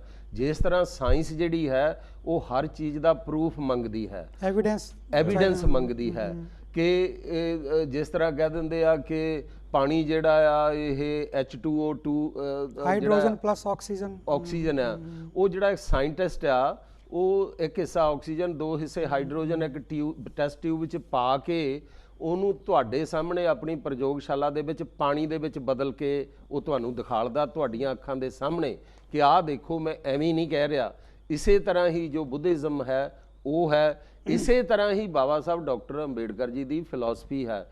ਜੋ ਕੁਝ ਵੀ ਬਾਬਾ ਸਾਹਿਬ ਡਾਕਟਰ ਭੀਮ ਰਾਓ ਅੰਬੇਡਕਰ ਨੇ ਕਿਹਾ ਹੈ ਉਹ ਬਹੁਤ ਸੋਚ ਵਿਚਾਰ ਕੇ ਉਹਨੂੰ ਪਰਖ ਕੇ ਫਿਰ ਉਹ ਕਿਹਾ। ਇਸੇ ਹੀ ਕਰਕੇ ਬਾਬਾ ਸਾਹਿਬ ਦੀ ਫਿਲਾਸਫੀ ਨੂੰ ਕੋਈ ਚੈਲੰਜ ਨਹੀਂ ਕਰ ਸਕਦਾ। ਅੱਜ ਭਾਰਤ ਦੇ ਵਿੱਚ ਹੀ ਨਹੀਂ, ਦੁਨੀਆ ਦੇ ਵਿੱਚ ਅਗਰ ਬਾਬਾ ਸਾਹਿਬ ਦੀ ਫਿਲਾਸਫੀ ਨੂੰ ਮੰਨਿਆ ਜਾਂਦਾ ਉਹ ਇਸੇ ਕਰਕੇ ਮੰਨਿਆ ਜਾਂਦਾ ਕਿ ਬਾਬਾ ਸਾਹਿਬ ਨੇ ਹਰ ਗੱਲ ਨੂੰ ਪਰਖ ਕੇ ਫਿਰ ਉਸ ਨੂੰ ਉਹਨਾਂ ਨੇ ਲੋਕਾਂ ਦੇ ਸਾਹਮਣੇ ਰੱਖਿਆ ਦਿੱਤਾ। ਥੈਂਕ ਯੂ ਚੱਲੀ ਸਾਹਿਬ, ਬਹੁਤ ਬਹੁਤ। ਹੋਰ ਕਾਲ ਜੀ, ਤੁਸੀਂ ਕੋਈ ਵਿਚਾਰ ਆਪਣਾ ਦੇਣਾ ਚਾਹੋਗੇ ਆਪਣੇ ਲੋਟਸ ਟੀਵੀ ਦੇ ਦਰਸ਼ਕਾਂ ਨੂੰ? ਮੈਂ ਆਪਣੇ ਇਹੋ ਹੀ ਵਿਚਾਰ ਦੇਣਾ ਚਾਹੁੰਦਾ ਕਿ ਇੱਕ ਬਹੁਤ ਵੱਡਾ ਲੋੜ ਸੀ ਇਹੋ ਆਪਣੇ ਬੇਦੀ ਸਾਹਿਬ, ਸਮੇਂ ਦੀ ਲੋੜ ਸੀ ਕਿ ਜੋ ਕੋਈ ਮੀਡੀਆ ਚੱਲ ਰਿਹਾ ਸੀਗਾ ਇਲੈਕਟ੍ਰੋਨਿਕ ਮੀਡੀਆ, ਇਹਦੇ ਵਿੱਚ ਸਾਡਾ ਬਹੁਤ ਘੱਟ ਯੋਗਦਾਨ ਸੀ। ਹੁਣ ਸਾਨੂੰ ਮਤਲਬ ਸਾਡਾ ਮੀਡੀਆ ਸ਼ੁਰੂ ਹੋਇਆ ਹੈ। ਹੁਣ ਜਿਸ ਤਰ੍ਹਾਂ ਸਾਡੇ ਪ੍ਰੋਗਰਾਮ ਪੰਜਾਬ ਵਿੱਚ ਹੁੰਦੇ ਆ ਜੀ, ਅਸੀਂ ਪੰਜਾਬ ਵਿੱਚ ਲਾਈਵ ਪ੍ਰੋਗਰਾਮ ਵੀ ਜਿੱਦਣ ਸਾਡਾ ਸਟੂਡੀਓ ਖੁੱਲ੍ਹ ਗਿਆ ਉੱਥੇ ਜਿੱਦਾਂ ਆਪਾਂ ਟਾਈਮ ਰੱਖਿਆ 11 ਵਜੇ ਦਾ ਸੰਡੇ ਦਾ, ਉੱਥੇ ਹੋਣੇ ਆ 3:30 ਜਾਂ 4:30 ਤੋਂ 5:30 ਦਾ ਪ੍ਰੋਗਰਾਮ ਜਿਹੜਾ ਉਹ ਸਪੈਸ਼ਲ ਹੋਵੇ, ਉਹ ਇੰਟਰਨੈਟ ਰਾਹੀਂ ਅਸੀਂ ਆਪਾਂ ਇੱਥੇ ਮੰਗਾ ਕੇ ਤਾਂ ਅਸੀਂ ਉਹ same time live program Punjab ਦਾ ਉਹ ਅਸੀਂ ਸਾਰੀ ਦੁਨੀਆ ਨੂੰ UK ਯੂਰਪ ਨੂੰ ਬ੍ਰੌਡਕਾਸਟ ਕਰ ਸਕਦੇ ਹਾਂ। ਮਤਲਬ ਇਹ ਬਹੁਤ ਵੱਡੀ ਇੱਕ ਸਹੂਲਤ ਹੈ। ਤਾਂ ਸਾਰਿਆਂ ਨੂੰ ਮੈਂ ਇਹੋ ਹੀ ਬਾਰ-ਬਾਰ ਬੇਨਤੀ ਹੈ ਕਿ ਇਸ ਸਹੂਲਤ ਨੂੰ ਤੁਸੀਂ ਵਿੱਚ ਹਿੱਸਾ ਪਾ ਕੇ ਜਿੱਦਾਂ ਵੀ ਤੁਸੀਂ ਆਪਣੇ ਹਿੱਸਾ ਪਾਉਣਾ ਚਾਹੁੰਦੇ ਆ, ਇੱਕ ਕੋਈ ਆਪਣੇ ਵਿਚਾਰ ਦੱਸਣੇ ਚਾਹੁੰਦੇ ਆ ਜਾਂ ਕੋਈ ਪ੍ਰੋਗਰਾਮ ਖਾਸ ਲੈ ਕੇ ਆਉਣਾ ਚਾਹੁੰਦੇ ਆ, ਆਓ ਔਰ ਇਹਦੇ ਵਿੱਚ ਹਿੱਸਾ ਪਾਓ ਅਤੇ ਇਹਨੂੰ ਆਪਾਂ ਕਾਮਯਾਬ ਕਰੀਏ। ਥੈਂਕ ਯੂ ਗੋਲ ਸਾਹਿਬ। ਮੈਂ ਤੁਹਾਡੇ ਵਾਲੀ ਆ ਰਿਹਾ ਸੀ ਚੱਲੀ ਸਾਹਿਬ ਵੀ ਹਾਂ ਪਹਿਲਾਂ ਤੁਸੀਂ। ਮੈਂ ਇਹੀ ਇਹਦੇ 'ਚ ਐਡ ਕਰਨਾ ਚਾਹੁੰਦਾ ਸੀ ਕਿ ਸਾਡੀ ਜਿਹੜੀ ਲੇਡੀਜ਼ ਵਿੰਗ ਆ ਉਹ ਆਪਣੇ ਪ੍ਰੋਗਰਾਮ ਸੈਪਰੇਟ ਦਿਆ ਕਰਨਗੇ। ਮੈਂ ਇਸੇ ਪੁਆਇੰਟ ਤੇ ਆ ਰਿਹਾ ਸੀ ਵੀ ਆਪਣੇ ਲੋਟਸ ਟੀਵੀ ਦੇ ਵਿੱਚ ਯੰਗਸਟਰ ਨੂੰ ਔਰ ਲੇਡੀਜ਼ ਨੂੰ ਇਨਵੋਲਵ ਕਰਨ ਦਾ ਵੀ ਕੋਈ ਪਲਾਨ ਹੈ? ਬਿਲਕੁਲ, ਕਿਉਂਕਿ doctor Ambedkar memorial committee of Great Britain ਇੱਕ ਐਸੀ ਸੰਸਥਾ ਹੈ ਜਿਹੜੀ ਕਿ ਲੇਡੀਜ਼ ਨੂੰ ਬਹੁਤ ਪ੍ਰੈਫਰੈਂਸ ਦਿੰਦੀ ਹੈ। ਸ਼ਾਇਦ ਆਪ ਨੂੰ ਪਤਾ ਹੋਵੇਗਾ ਕਿ ਸਾਡੀ ਜੋ ਜਨਰਲ ਸਕੱਤਰ ਹੈ ਕਮਲਾ ਚੁੰਬਰ ਜੀ, ਤਕਰੀਬਨ 10 ਸਾਲ ਤੋਂ ਉਹ ਜਨਰਲ ਸਕੱਤਰ ਦੀ ਡਿਊਟੀ ਨਿਭਾ ਰਹੇ ਹਨ। ਇਸੇ ਤਰ੍ਹਾਂ ਵੈਨਸਡੇ ਵਾਲੇ ਦਿਨ ਲੇਡੀਜ਼ ਦੀ ਆਪਣੀ ਕਲਾਸ ਚੱਲਦੀ ਹੈ। ਜੋ ਦੂਸਰੀ ਸਾਡੀ ਯੰਗਸਟਰ ਲੇਡੀਜ਼ ਹੈ, ਅਸੀਂ ਤਕਰੀਬਨ 10-12 ਲੜਕੀਆਂ ਤਿਆਰ ਕੀਤੀਆਂ ਜਿਨ੍ਹਾਂ ਨੂੰ ਅਸੀਂ ਜਿਹੜੇ ਲੇਡੀਜ਼ ਦੇ ਪ੍ਰੋਗਰਾਮ ਆ ਉਹ ਆਪਣੇ ਪ੍ਰੋਗਰਾਮ ਖੁਦ ਪ੍ਰੈਜ਼ੈਂਟ ਕਰਿਆ ਕਰਨਗੇ, ਰਾਈਟ, ਉਹ ਆਪਣੇ ਪ੍ਰੋਗਰਾਮ ਖੁਦ ਦਿਆ ਕਰਨਗੇ। ਇਸੇ ਹੀ ਤਰ੍ਹਾਂ ਅਸੀਂ ਜੋ ਸਾਡਾ ਯੂਥ ਹੈ ਉਸ ਨੂੰ ਵੀ ਅਸੀਂ ਉਹਨਾਂ ਦੇ ਪ੍ਰੋਗਰਾਮ ਕਰਨ ਵਾਸਤੇ ਉਹਨਾਂ ਨੂੰ ਪੂਰਾ ਮੌਕਾ ਦਿਆ ਕਰਾਂਗੇ। ਬਹੁਤ ਅੱਛਾ। ਸੋ ਪਿਆਰੇ ਦਰਸ਼ਕੋ, ਅੱਜ ਤੁਸੀਂ ਸਾਰਿਆਂ ਨੇ ਆਪਣਾ ਟਾਈਮ ਕੱਢ ਕੇ, ਕੀਮਤੀ ਟਾਈਮ ਕੱਢ ਕੇ ਵੈਨਸਡੇ ਨੂੰ ਲੋਟਸ ਟੀਵੀ ਦਾ ਇਹ ਪ੍ਰੋਗਰਾਮ ਦੇਖਿਆ। ਸਾਨੂੰ ਫੀਡਬੈਕ ਵੀ ਤੁਹਾਡੀ ਚਾਹੀਦੀ ਹੈ। ਕਮੇਟੀ ਦਾ ਟੈਲੀਫੋਨ ਨੰਬਰ ਤੁਸੀਂ ਨੋਟ ਥੱਲੇ ਕਰ ਹੀ ਲਿਆ, 01927155094। ਤੋ ਇਸ 'ਤੇ ਤੁਸੀਂ ਸਾਨੂੰ ਕੰਟੈਕਟ ਕਰ ਸਕਦੇ, ਆਪਣੇ ਵਿਚਾਰ ਭੇਜ ਸਕਦੇ ਹੋ। ਬਹੁਤ ਜਲਦੀ ਸਾਡੀ ਵੈਬਸਾਈਟ ਔਰ ਸਾਡਾ ਈਮੇਲ ਵੀ ਆ ਰਿਹਾ, ਪ੍ਰੈਪਰੇਸ਼ਨ ਦੇ ਵਿੱਚ ਹੈਗਾ। ਸਾਡੇ ਟੈਕਨੀਕਲ ਜੋ ਮੈਂਬਰ ਹੈਗੇ ਗੌਤਮ ਰੱਤੂ ਜੀ ਉਹਨੂੰ ਅਪਡੇਟ ਕਰ ਰਹੇ ਹੈਗੇ, ਫਾਈਨਲਾਈਜ਼ ਕਰ ਰਹੇ ਹੈਗੇ ਆ। ਕੁਛ ਹੀ ਵੀਕਾਂ ਵਿੱਚ ਹੀ ਉਹ ਵੀ ਤੁਹਾਨੂੰ ਅਸੀਂ ਦਿਆਂਗੇ। ਤਾਂ ਸਾਡਾ ਇਹ ਪ੍ਰੋਗਰਾਮ ਕਿਸ ਤਰ੍ਹਾਂ ਦਾ ਲੱਗਾ, ਉਮੀਦ ਹੈ ਕਿ ਤੁਸੀਂ ਲਾਈਕ ਕੀਤਾ ਹੋਊਗਾ। ਇਸੇ ਤਰ੍ਹਾਂ ਹਰ ਸੰਡੇ 11 ਤੋਂ 12 ਦਿਨੇ ਡੇ ਟਾਈਮ 'ਤੇ ਮਾਰਨਿੰਗ 'ਤੇ ਔਰ ਹਰ ਵੈਨਸਡੇ ਸ਼ਾਮੀ 5 ਤੋਂ 6 ਵਜੇ ਤੱਕ ਤੁਹਾਡੇ ਰੂਬਰੂ ਹੋਵਾਂਗੇ। ਤਾਂ ਅਗਲੇ ਸੰਡੇ ਤੱਕ ਆਪ ਸਾਰਿਆਂ ਤੋਂ ਅਸੀਂ ਇਜਾਜ਼ਤ ਚਾਹੁੰਦੇ ਹਾਂ। ਤੋ ਮੈਂ ਆਪਣੇ ਆਏ ਹੋਏ ਸਾਰੇ ਗੈਸਟ ਚੱਲੀ ਜੀ ਦਾ ਔਰ ਕੌਲ ਜੀ ਦਾ ਧੰਨਵਾਦ ਕਰਦਾ ਔਰ ਆਪ ਸਾਰਿਆਂ ਦਾ ਵੀ ਬਹੁਤ ਬਹੁਤ ਧੰਨਵਾਦ ਕਰਦਾ। ਨਮੋ ਬੁੱਧਾ, ਜੈ ਭੀਮ, ਜੈ ਭੀਮ।